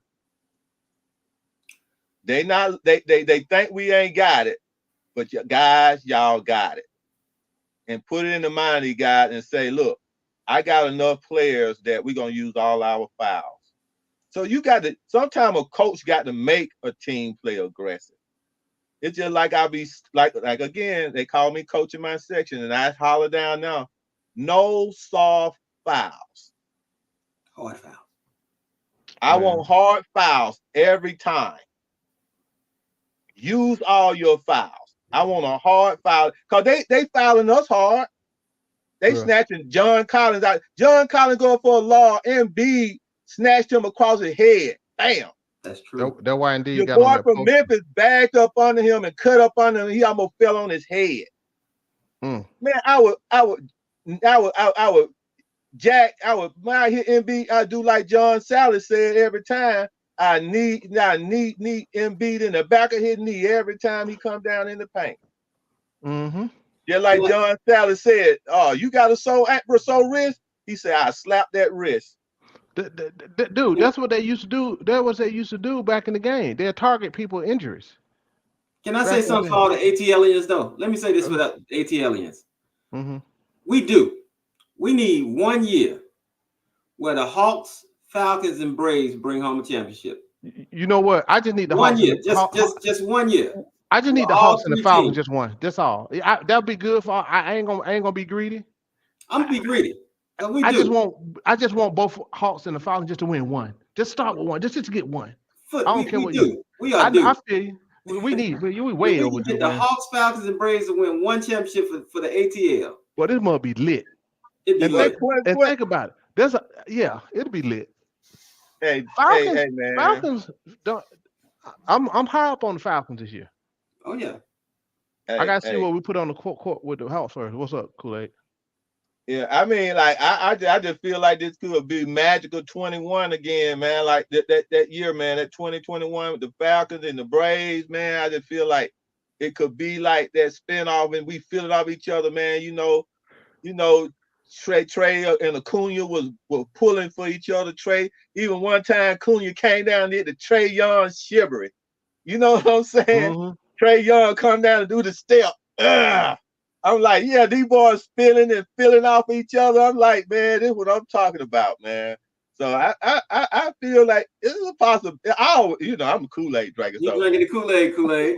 but I Hey man, always drink Kool-Aid, but man. Kool-Aid, But hey man, it is what it is. but, When I respect any man that got season tickets to anything. I don't clown too many people who got season tickets because they got skin in the game. So if I'm mad, I know y'all mad, because there's a lot of skin. Larry, say send them the link. Oh, my bad, Larry. Yeah, let me put it back out there. Yeah, anybody else? So my bad, I'm slipping. I ain't ran the show in a long time. I got to keep putting that on. Yeah, come on, get back here, join. I think the new edition, man. Now me myself with season ticket. Like I say right now, I know I got to feel in the beginning of this season, I'm going to be entertained, and that's what I feel when I go to the game, and I'm going to be entertained not just by being entertained just to see them lose, but I'm going to see them entertained to see a win. What's up, Larry? I'm going to see them entertained to win. Mm-hmm. No, I feel you. What you got, Larry? What's up, Larry? Oh yeah, I wish we could have a moment that all of our teams, kind of like 21. We do. Braves won, Bulldogs won. Oh, yeah, forgot. Yeah. Hawks made it to the Eastern Conference Finals. I really like what the Falcons are looking like. We got to see it actually work out, on the field. Quiet as kept. Not saying that the Solar pick is going to be an end-all, be-all. The biggest thing that I see is the way they won today could definitely be a momentum builder, but they got to build off of it. You know what I'm saying? Mm-hmm. We got to have it this season of beating the good teams. We done beat the Phillies twice every time we played them. Mm-hmm. We beat them twice. We beat the Yankees in Yankee Stadium. But then we'll lose to the Chicago White Sox. That sound like the Hawks, don't it? No, for real, man. The parallels is crazy with how every season went. You know what I'm saying? With the Falcons injuries, Big Grady, you know what I'm saying? Mm-hmm. People up and down the offensive line, and then with the Hawks, same thing, injury riddle. Now the Braves, injury riddle. But what I will say is they got down 2 runs today, real early, first inning, and did not blink, tied it back up, and then took the lead and never looked back. So I feel like that may be a character win, and hopefully they can use that. Because Soler went 0 for 4, you know what I'm saying? So that really didn't affect anything. And I was like this with it. I just said, okay, it's better than Duvall and Eddie Rosario out there, but it's not really a major move. I saw a lot of people on Twitter like, we back, Soler back. I was like, yeah, y'all ain't been watching baseball because Soler ain't been the same ever since he left Atlanta. So hopefully he can get that mojo back. You feel me? And I kind of like that with the Hawks too. I am high on Dyson, but again, he does have to do it for the Hawks. He has to show some kind of semblance of offense, not just in the Olympic game, because the Olympic game court is smaller. The 3-point line is shorter. You know what I'm saying? So I understand all of those things. But one thing that I look at is I think right now we just basically cut costs. But I do feel like the team fit may be better. It all depends on Coach Quinn and how he uses these players. There it is. If Coach Quinn get back in his, dumb mode, and we all sitting there watching Trae, and he start Trae, Bogey, Hunter, JJ, and Clint, then we're gonna get the same results.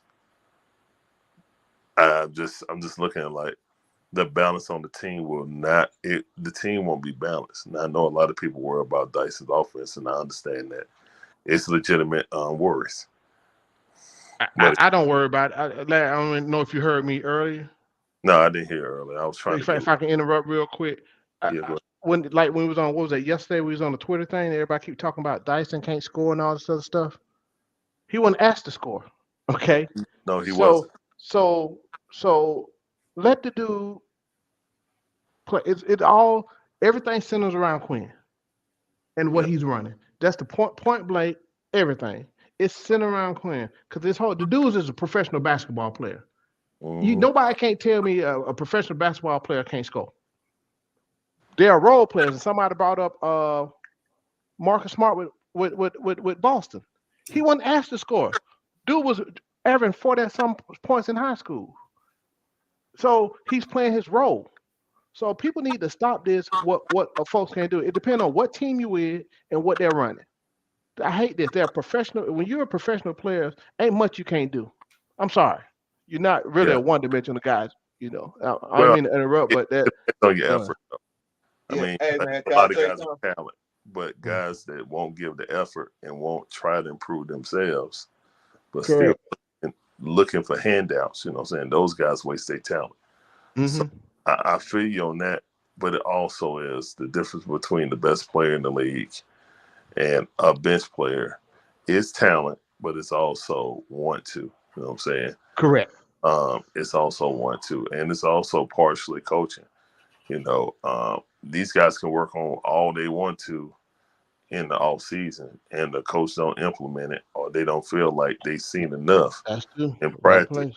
Then they won't, you know what I'm saying? It just won't happen. Like, look at Boris D out here in Atlanta compared to San Antonio. Yes, good example. So that's kind of how I look at it. Like, we need our head coach to be this so-called genius, the Jizzer. I ain't seen the Jizzer yet. So he got his players. I keep hearing about, he needs players. So he can run his system. It's just, I'm kind of like with you, Foot.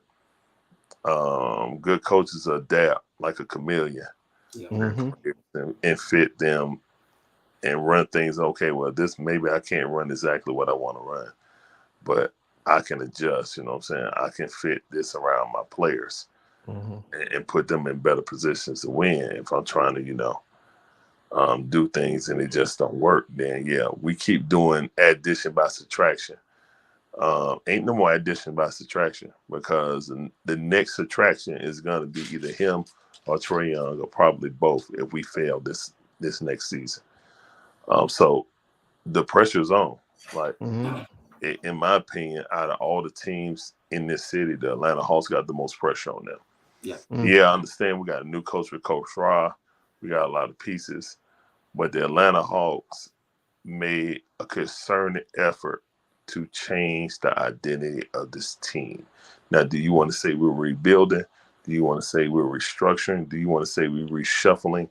Whatever you want to do. Are we? It's a re. Are we reneging? You know what I'm saying? There's a lot of eyes on the Hawks right now to see how we're gonna come out of this DJ trade too. So again, there's no definiteness on this team outside of Trae scoring, Clint getting rebounds. Everything else is based on potential. Everything. Okay, Bogey come off the bench, but still, everything that's based on this team outside of Trae Young and Clint Capella are known commodities. One's an elite rebounder, one's an elite scorer, okay, and a playmaker. So outside of that, it's all on hope. I know you hate the word hope. I know you guys hate the word hope, but I mean, really and truthfully, that's all you got. That's all you got, because we do have a whole bunch of one-way players on this team. We still got a whole bunch of one-way players on this team. When your best player is a one-way player, you know what I'm saying, until proven otherwise. I like the effort that he gave last year, but the size is the size. So when I look at it, I really understand, like, okay, if you want to bring Dyson off the bench, I feel like bringing him off the bench would just cause more shooting slumps if Bogey's not hitting. Now you looking around and you saying, okay,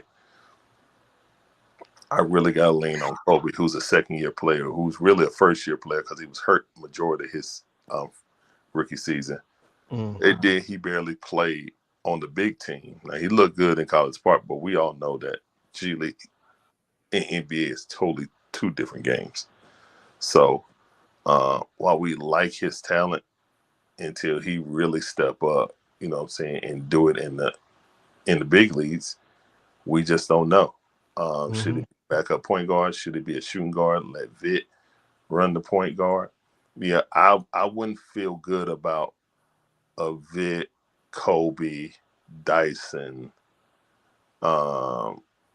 Okongwu. Like if they run that. Like if Clint's gonna start, then you can't start Dyson Daniels. I would agree with anyone who says that, even Matt, because I think Matt assumed that Clint and Dyson are gonna start, since he knows his coach is most likely gonna start Clay Capella. If that's the case, then I understand not starting Dyson. But if you put any other lineup out there, like if you put Yucca Okongwu out there, which I don't like him as a starting guard, but I do think we're more switchable if we had Dyson and all those guys on the court. And it's going to be real hard for them to try to hunt Trae if you got 4 wing defender or 4 guys who can actually switch out. And you know what I'm saying? That makes it, I hate to say you're trying to hide them, but yeah, that's what the New York Knicks do with Jalen Brunson. That's exactly what they do with Brunson. Brunson don't play no damn defense, guys. He sit there, take charges. The NBA likes him. He the new darling. He's in New York. I promise you, if Trae Young was in New York, he would be getting the same treatment as Brunson. Right? Yeah, we talked about. So for me, Brunson don't play no defense, man.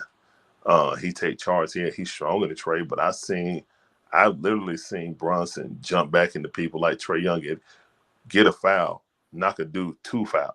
And they call the foul on the dude who's picking up his tooth. So, that call with Trae don't get no more is just against Trae and Harden. Everybody else get to do that move. Everybody else you get to stop and jump back into somebody who's chasing. Now, me being a basketball player, I always thought the defender had to control himself. You know, you jump to the side of them, swat the ball. You know what I'm saying, but don't ride their back.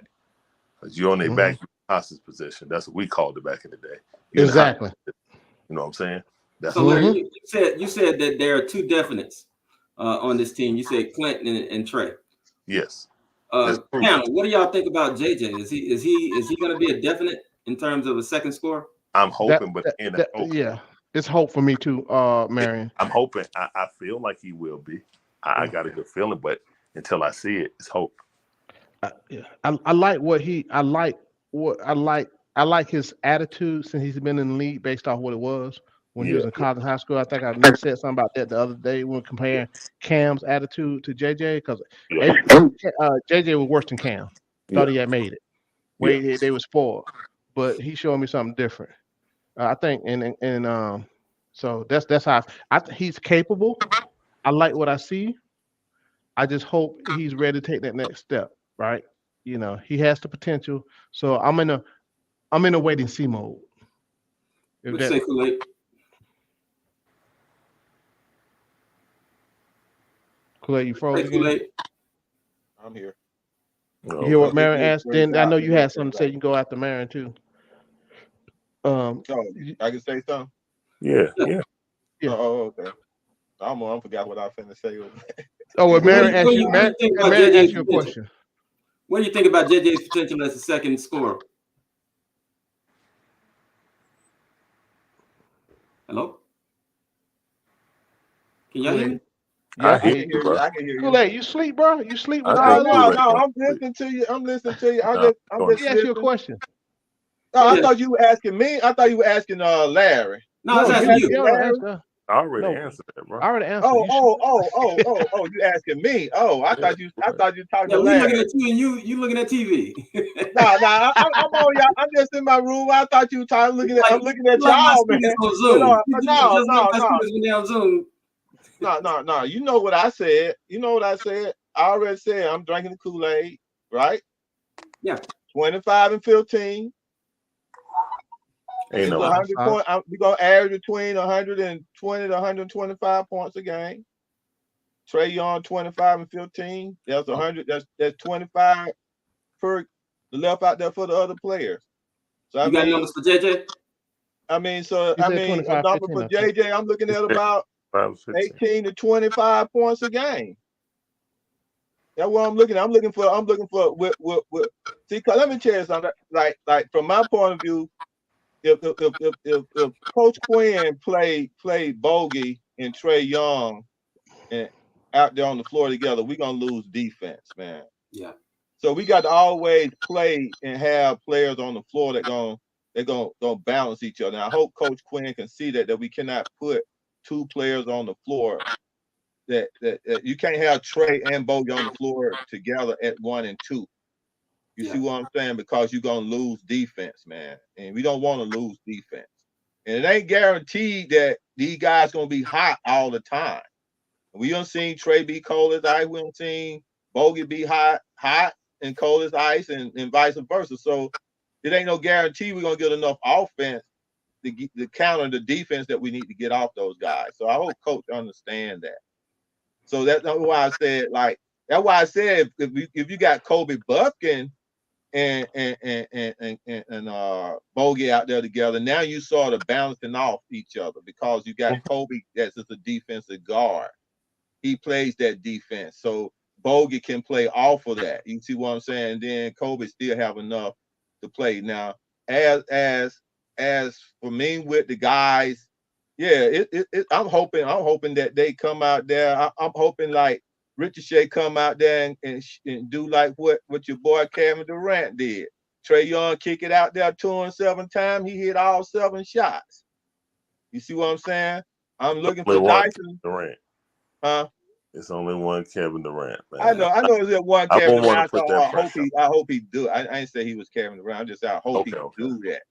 Now, I ain't saying he Kevin Durant. I'm just saying I hope. We talking about hope. So when Trace kick it out there to him 7 times, I hope he hit it 7 times.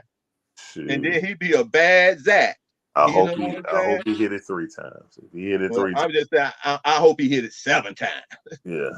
Well, my hope for JJ. I hope he hit it 7 times, and I hope when Dyson do get a kick out to him that he clutch enough to hit it in the most potential part of the most important part of the game. When if they decide to say, I'm gonna come down and we gonna leave him open and see if he gonna be the guy we leave open. We gonna get down on the other people, but this is guy we're gonna leave open. We're gonna leave Dyson open because we feel like he can't shoot. And whoever kicks it out to him and him sitting in the corner or sitting at the top of the 3-point line or wherever, and he got to be the one to hit that shot that stopped the run. Can I add something real quick when you finish Kool-Aid before I forget? I'm just saying what I hope they do. Yeah, no, right. No, this for you, Mary. Okay. Yeah, no, I got you, Kool-Aid. No, man. So what I want to touch on, you said something that I want to talk about. Can JJ be our second scorer, right? So, you read my mind. I was about to go there. Okay. Can I go there real quick? Go ahead. My hope is that JJ flip the switch and he becomes our first scorer, our first option.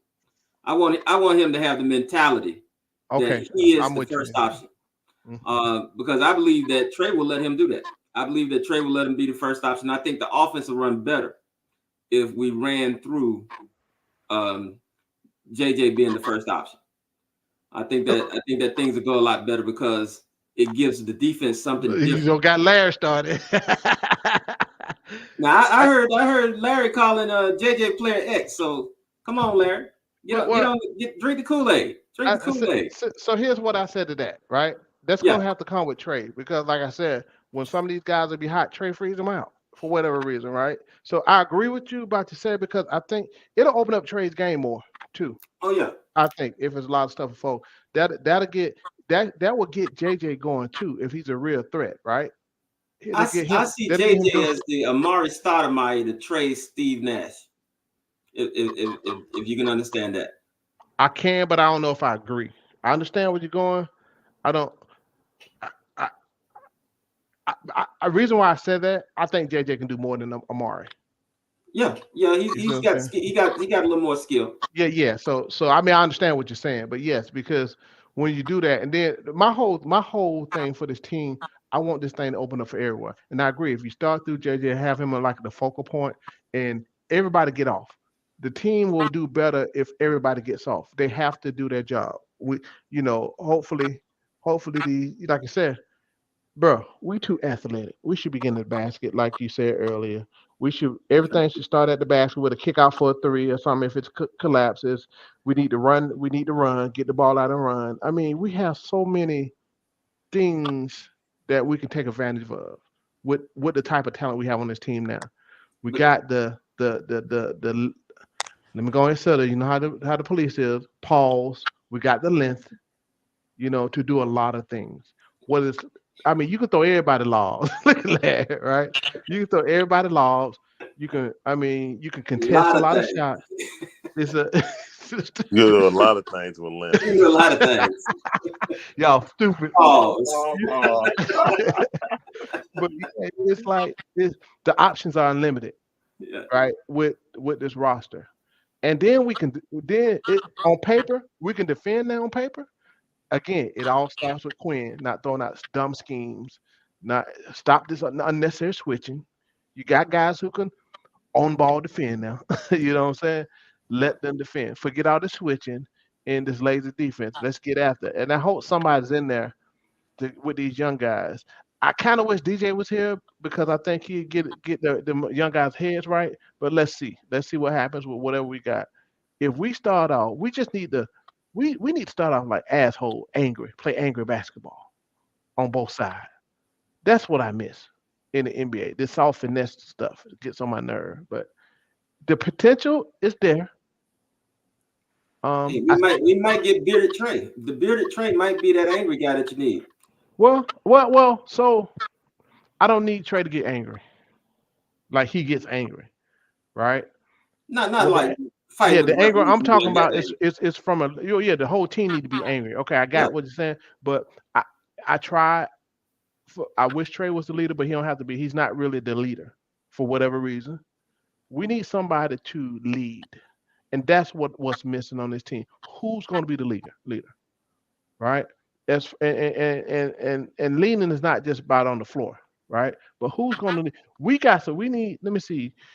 Clint is a solid vet. Just hear him talk. I don't know what he be doing in practices and stuff. I know he's doing on an interview and what people say about it. But we need the key to this.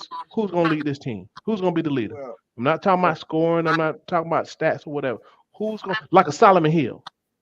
Remember Solo? Let's say this, man. Go ahead. Let me say this. Trae Young got to go ahead and grow up and be the leader now. He got a lot of young guys with him. Yep. He got some vets that'll come over. This now they saying they building around him. Yep. Like it or not, man, he got these are some things that just have to happen, man. I mean, Trae got to be the leader. He got to be the man that starts speaking in the locker room. So he got to be, if he gonna be the quarterback, he got to act like a quarterback, man. He got to be with the coach. Him and the coach got to be here, and then he got to go from here, and him and coach got to go with the other players to here. You see what I'm saying? And regardless of whether he like it or not, it ain't nobody else because this ain't really Clint's team because Clint might be traded. It ain't really Hunter's team because Hunter might be traded. It ain't really Bogey's team because Bogey might be traded. These are three guys that is in the trade talk. They gonna be in the trade talk at mid time. They are planning to build a young team under Trae in the whole runner thing. It's just like the young guy they just got. They got him. He just 21 years old. Hey, he might grow another inch. He might be 6'10". He might get a little bit bigger. He still got some more potential to grow. So you looking at this, and like I'm saying, they still trying to. If they mess around, and I'm still saying they mess around and get an Aiden or someone eventually in the next year, or make that trade misturn, or get another bigger center or something that they make that move that might happen. So I'm just saying this because we're talking about leadership. So you can't expect Clint or Bogey, or they could be boisterous, but as being motivational. But as being a leader and saying, "Hey, look, guys, this is it. This is the place we going. This is how we're gonna do." Pulling them in the huddle. Look, this is what we got to do right here. That got to be Trae. Yeah. And if Trae don't take that leadership, we ain't gonna win, man. Yeah. If I let me say something. Let me say two things on that. Let me say two things. Man. First thing, I'm in terms of Trae being the leader, I am excited that he's working out with JJ over the summer. Seeing workouts with JJ over the summer, because that's something that a leader does. He pulled probably the best sidekick with him that's not playing in the Olympics, and he got him working out with him. So that's one thing. But along with that, for him to be the leader, he got to have players that are willing to follow. There are some guys that can't take criticism. And I hate to call his name, but I would guess that's Hunter, because at the end of the year, Hunter's complaining about Trae. How you gonna complain about the guy that's the leader? How you gonna complain about a teammate and saying that you don't really want to be here? So that's one thing. The second thing is that in terms of our structure, I wish that people would quit pushing the narrative that Trae is an unwilling passer. I've never seen a point guard as excited to complete an assist as Trae. He's literally jumping up and down when he completes an assist. I think that he's gonna make that 11. In fact, as I said right here, let's see, yeah, as it says right here, I'm looking for him to get to 14 assists per game. But with that foot, I do want to see him be more of a leader of the offense and run the offense. That's what's up. And to speak on you, so Kool-Aid, that's one of the best analysis I've. Oh, my bad, Larry. I didn't even get to say nothing. I didn't even get to answer. Oh, my bad. Go ahead. Back in the quiet storm. You got that light going and everything. Oh, yeah, turn that light on, man. Go ahead, Larry. Then I go out to you. Get my son to sleep, man. Oh, okay. So you were busy while you fussing at us. He got one of those lights that going around in a circle, right? Oh, damn. So that old school. Go ahead, Larry. I want to answer the Flashlight. I want to answer Trae allowing JJ to be the number one dude. I wouldn't compare JJ to Amari Stoudemire. I would say more Adrian Dantley. Just the starting of it. But that didn't work with Isaiah Thomas. And I've always compared Trae Young to Isaiah Thomas. Always got the chip on his shoulder. Barely any players in the league like him, you know what I'm saying? And he really don't care. But a lot of the things that they say about Trae Young, they said about Isaiah Thomas until he started constantly going to the Eastern Conference Finals, constantly being a thorn in the Celtics side, then breaking through and winning the back-to-back championships, solidify him. Everything that they said about Trae Young, they were saying about Isaiah Thomas before they started making that run. When they were losing in the first round or losing in the second round, they were saying that about him. But once they turned that corner and Chuck Daly really got them guys to play, once they got Chuck Daly and then they drafted Joe Dumars, we had a chance to draft, but we didn't. We drafted John Concat. Everything changed. So for me, if you're going to use any example to try to build around Trae, you want to use a modern version of the Pistons. You need a whole bunch of two-way players or defensive specialists that can help cover up. And they need long, athletic guys. Balls.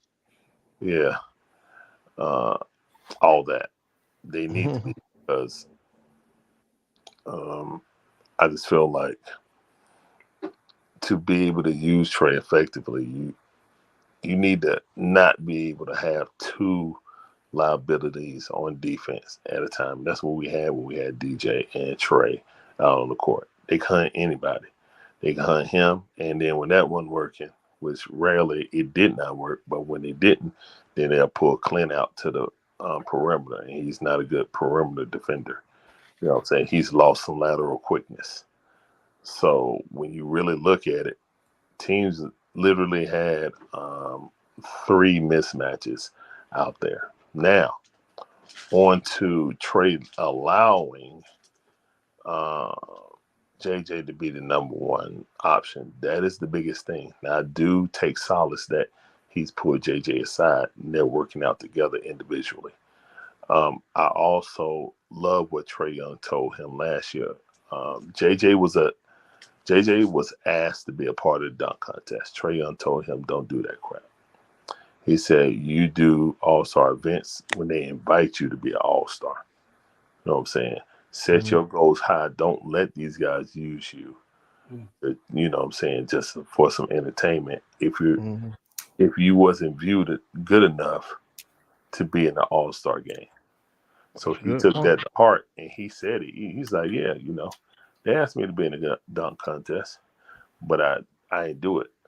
He said, yeah, because Trae told me, he was like, hey, man, I want you to be here in the All-Star game with me next year. You know what I'm saying? I don't want you just doing a dunk contest. I don't know if that was a shot at John Collins, but yeah, John Collins happily did it. I don't think that was shot at John Collins. That's some good. That's good. That was advice. He jumped that over a paper plane, embarrassed Atlanta, and still kicked it. But yeah, I don't think it was, but it was. So when you really look at it, I'm pretty sure he told John Collins that, and John Collins like, man, bump all that. I'm going to the All-Star game. I don't think that was Trae's first time saying that to one of his teammates. So, and I actually like that because, though, I'm not going to sit here and entertain y'all if you didn't feel like I was good enough to actually be in there, because they asked him to be in the 3-point skills competition, and he wasn't going to be in it until Adam Silver voted him in, because the writers knew what they were doing. You can't tell me that everybody except for the Atlanta rep, one person voted for Trae Young out of the media. That crazy one. I can't even. Yeah, because I can't even do him like that. Yeah, you know what I'm saying? Like one person. Like, come on, man. Like one person, and then his peers vote him like 5th in the East out of guards. But it was just like, since they voted him 5th, even though he was 2nd in voting, that's how Bronson got put in the starting lineup. So, I don't know, man. It's strange, man. But no, I feel you. It is. Let me go next because I was waiting until Larry went. Out of here, man. All right, man. Appreciate you. I'm gonna get off in a minute too. It's a few minutes. All right. Hey, to speak on what Marion said about guys have to be willing to follow. Marion, you gotta understand, when you got a guy take a private plane back from a game, that he loses respect from his teammates. When it's always something, him and John Collins had an issue, right? As a leader, you need to fix that. If you know a guy like Trae, whatever needs to be, whatever issue, and him and Hunter, he needs to fix that. Because Hunter pretty much called him out, right? And Hunter is a quiet dude. You know what? For the most part, you don't see much out of him saying a lot of anything, right? So whatever the issue, and I'm not saying it's Trae's fault, but if you're gonna be a leader, you can't follow nobody who you don't respect, right? It really, and I brought this up. Me and you was talking about something. I was gonna bring this up. I had type. I didn't send it. When we was talking about this whole thing. Trae burnt a lot of bridges, in my opinion, with some of his teammates, right? the controversy and the way he responded to it is like as a okay, no big deal, no big deal. I ain't nothing wrong, stuff like we knew something was wrong, right? So in order to be that leader, you got to step into it. You got to deal with it. Because you got to again, learn to be a leader first, though. You got to learn. No. I agree, but I was just totally talking about you. Hey, you got to talk. You brought a hunter. Hey, you got to want to be led, right? But again, ain't no as a leader, you gotta. Ain't nobody gonna follow somebody who don't act like one, right? They ain't nobody gonna. That's where. So he needs to fix that because I thought that was a punk move for him to be mad at Nate or whatever. Nate, for even then they had to go out there and talk with him. You are the franchise player. That was established when they got you. You are the stat leader of this team. And I debated a lot of time with people being, with hey man, Trae need to be a leader. And I understand everybody. And everybody leader, all right, cool. But if you're gonna portray this thing, you're gonna do this, you have to be the leader. By default, when you are the franchise player, in my opinion, let me say this, my opinion, you're supposed to be the leader. Right? You're supposed to be the one to make that engine go, not just on the court, but make that team. Because I saw too much turmoil with some of the players and him, which I think affected this team.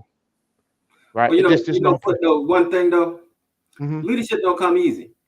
No, I know that you remember, and I remember Charles Barkley saying, "I am not a role model." Correct. When role model is different. When you indeed were a role model. Right. So you got to give youth the opportunity to mess up and fix up their mess ups. Oh no, I'm totally agreeing with you. I'm just talking about when I'm totally agreeing. He's young, so I'm only reference when you say when you said Hunter should follow him. I'm saying he gave him that to follow. That's all I'm saying. So I'm agree with everything. So I don't expect, like I said, as far as the leadership, these young dudes, it ain't gonna happen. Like you get time. That's why we had the solos and the other guy to help. Now Trae been in the league 6 years now. Yeah. Now he should like Kool-Aid. Now Kool-Aid made a great point. Like I said, one of the best speeches Kool-Aid ever made, in my opinion. Since we've been on, he hit all the key points. He got to be the leader now. Yeah, he do. Yeah, I agree. And the thing about it, just one quick rebuttal, and then we go to Kool-Aid. One quick rebuttal. Gotcha. If Trae was to tell Hunter, yo, big dog, I need you to get at least one more rebound per game, that shouldn't be a cause, even with a lack of respect, that shouldn't be a cause for Hunter to go bucking. Hunter shouldn't buck that. I'm agreeing. Yeah. If he approach, that's what I'm talking about. Just approach and talk. Yeah, totally, 100% agree. So whatever they got in the background, they need to fix it. They need to fix that. Yeah, so the team can work. Yeah. Okay. Yeah. So the thing is, we got to understand these young guys like Trae Young. Mm-hmm. I'm gonna say Jordan. He played his third year in college before he came out. Yeah. Akeem, what did he do? He did almost 3-4 years, right? Akeem. Yeah. I can't remember. So these guys are Ewing. They came out about the same time. So most of these guys was doing almost up to the third year of college before they came out. So Trae Young did 1 year. He was a young guy, and then he coming on a team that's rebuilding. Mm-hmm. It wasn't nothing serious. The coach wasn't serious.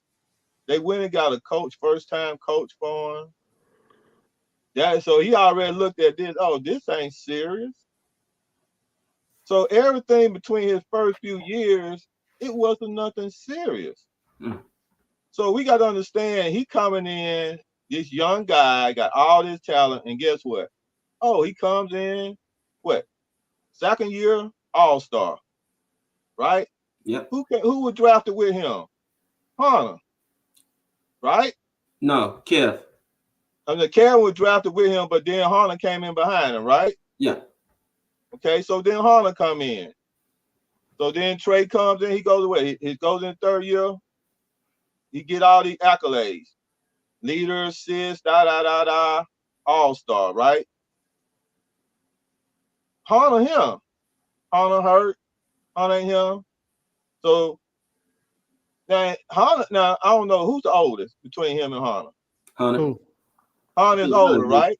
I think so. Hunter's older than Trae, right? Even though he came in behind Trae, he's still older than Trae, right? Yeah, I think he did 3 years at UVA, so I think he's older. Right. So he older than Trae. So now he comes in the league, he older than Trae. Now you got this little Trae Young, youngest one, basically youngest one on the team. With all these guys, he getting all these accolades and da. Some of that hate was just pure jealousy. That's true. Let me tell you something. I was at a game, and we were trying to win this game. Trae Young came down. He talked to Hunter. He came down. He said, "Look, this is what I'm gonna do, and I'm gonna kick it out to you. You got to do this for me now." And then he came down, set it up, ran the play perfectly. Hunter was wide open. Shot the shot. He missed it. Trae come down. They came down, took the lead by 1. Trae come down, score, put us up by 1. Then we stop him. And he looked at Hunter again. He said, "I'm coming back at you, man. Even though you missed the shot, I'm coming back to you." And he kicks it out to Hunter, and Hunter makes the shot and win the game.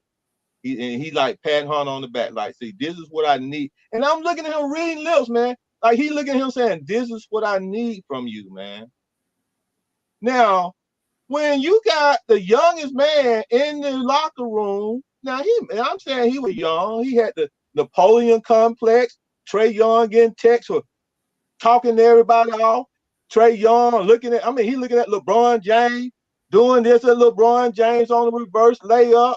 He getting a text telling Don, you cannot guard me. He getting a text from the referee. He coming down. He beating Curry for the first time. And these guys looking at this guy. He getting a leader, a leader on points and scoring and stuff like this. And when he started trying to raise his voice, it's like, Dane Linton, like, who you is, little man? You know what I'm saying? Like when one time, just like for instance, DJ and him was doing an interview together, and he did a 30-30, 30 points, 30 assists.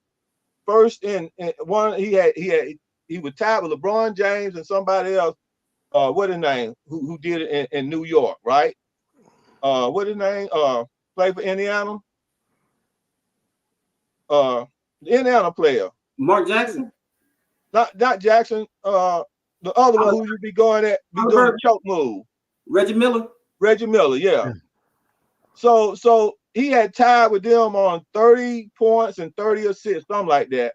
And DJ was like that, and they were like, oh, DJ said, looked at him like, oh, for real, man? Oh, wow. Congratulations. Hold on, quick. I'm interrupt real quick. Probably gonna end in a few minutes before I pass out. So let's get the parting shots on, all parting takes on. Go ahead, Kool-Aid. Okay. All right, fellas. So I'm looking at this. I like the changes. I'm starting to understand the Hawks DNA on interchangeable players, 3-and-D players, as y'all say, 3-and-D players as well. I like what they're doing. I like the moves and everything that they're doing, and I feel good about it. I'm looking forward for once again being sitting in my seat watching them play and seeing the young people play. And I said the same thing that I said for the Atlanta Falcons. It's gonna come down to the coaching now, and it's the same thing for the Atlanta Hawks. It's gonna come down to Coach Quinn coaching these guys. Yeah. Okay, that's what's up. And one more thing, I'm looking for at least 40 to 42, 43 wins at least. Yeah. Okay. What you got, Mary? I can agree with Kool-Aid with a couple of caveats. I think that we got to stay healthy. That's the key. That's the number one thing. We got to stay healthy. Even though we got good depth now, or better depth than we had last year, we still got to stay healthy, because last year we could have had depth, but the depth got hurt too. So we got to stay healthy. The second thing is that I agree with Kool-Aid. It comes down to Quinn. I'm not 100% sure that we're not finished willing and dealing. We still have until October to finish to get our final roster together. So I'm not 1,000% sure that we're finished willing and dealing, and there might be another deal on the way that kind of solidifies our center position and get our roster a little bit closer to a 12-man team with those two-way contracts. You mean we got 15 for the roster and then 3 two-way, right? That's what we got right now. Yeah. So we get 15 on the roster, then 3 in the two-way, because you said 12-man team. So you mean 15-man team, right? Well, I was counting it as 12 and 3, but it might be 15 and 3. Yes, it's 15. You have 15 and 3. Okay. But I still think that we still need to think about delineating some of this our center position, because we still got 4 or 5 centers, and we need to clear that up a little bit better. We do have value. We do have value to trade, so we'll see what happens. But if we remain the same, I like the direction that we're going, because we got the positional size and we got the defense, and it's just going to come down to how Quinn decides to run this team. So, and like Kool-Aid, I'm looking for somewhere between 42 and 46 wins for this team. I know that people think that that's lofty, but when you start to look at the East, and when you start to look at our fit and our positional size, I think that we can do that. Plus, we're going to be hopefully less injured than a lot of these teams that have players all in the Olympics, like the Lakers. Okay, that's what's up. Hey, I mean, hell, I don't need the next setting because both of y'all said exactly what I was going to say. You know, I think at the end of the day, like everybody's pretty much in agreement, man. It's going to start and end with Quinn right now. What are you going to do with these pieces, right? That you're going to get, and that's where I feel now. And like I said, I also feel good about all additions and the things that we've done. You know, because I think this is gonna put us down the right path into the future. Is what I'm thinking, right? And Quinn just got to step up. Hey, y'all make sure y'all smash that like button for y'all leave up out of here too. Yeah, man, we appreciate y'all hanging out with us. You know, like I said, I just want to do Hey, one question. Go ahead, man. If the season is not what we want it to be, and it's clearly Quinn's fault, do you think the Hawks move off Quinn? No. I think they are selling to complete the rebuild, or however you want to say, with the interchanging of continue to get rid of Clint Capella and all that kind of stuff. And I think that Trae Young and Quinn going to play out their contract. That's just the Hawks. I just think that's what's going to happen. And the Hawks is not one of those teams, like they're not that management like trying to make those big moves or make moves like that quickly. They just don't do stuff. A lot of Atlanta teams don't do that. I mean, it's just like over there with the Falcons. He always gave the coach 3 years, and he let them play their 3 years out. And I think Quinn gonna play his. He gonna at least get 2 more years with Trae Young. Trae Young got 2 more years, and if they don't do nothing with those 2 years, then they got everything on buy out. I just think the management gonna think like that. They already in the rebuild. They already in the back of their mind that Richard Shea is the man, you know. So Richard Shea gonna be coming up behind. And let me get in real quick before I pass out.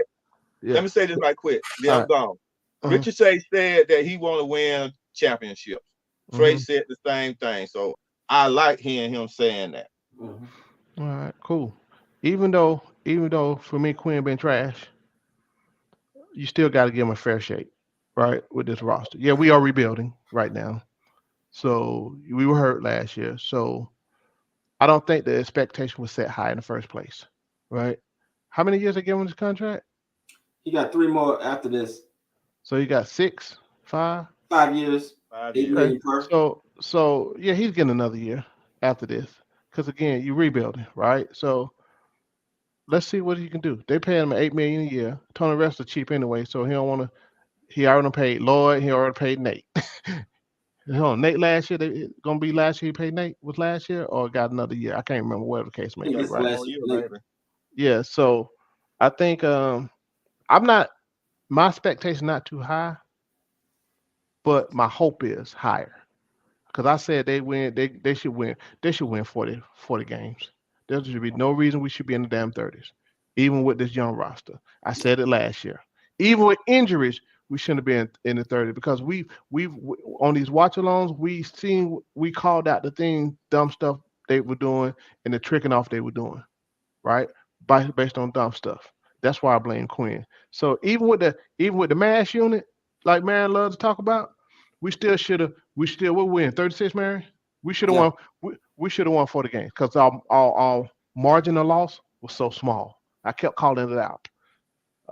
So that's the way I look at it, man. And let's see what they do. But again, thanks to everybody for tapping in. Go and hit the like button. Thanks, Marion and Kool-Aid, for coming on. I think we had some great conversation tonight. Nice conversation. So talk about some key points with this team, with the new players we got and some of the players we already have.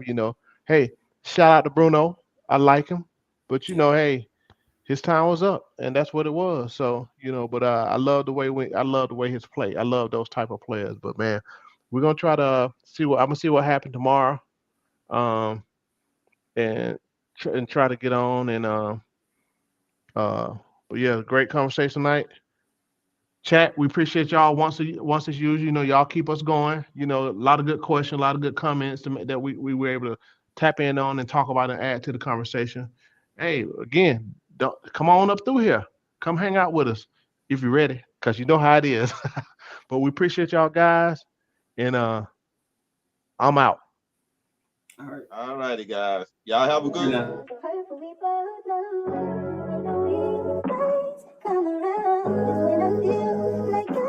Safe and sound. Why does it have to be that way? Every single day I feel my heart froze, my shit ice cold. Trae Young.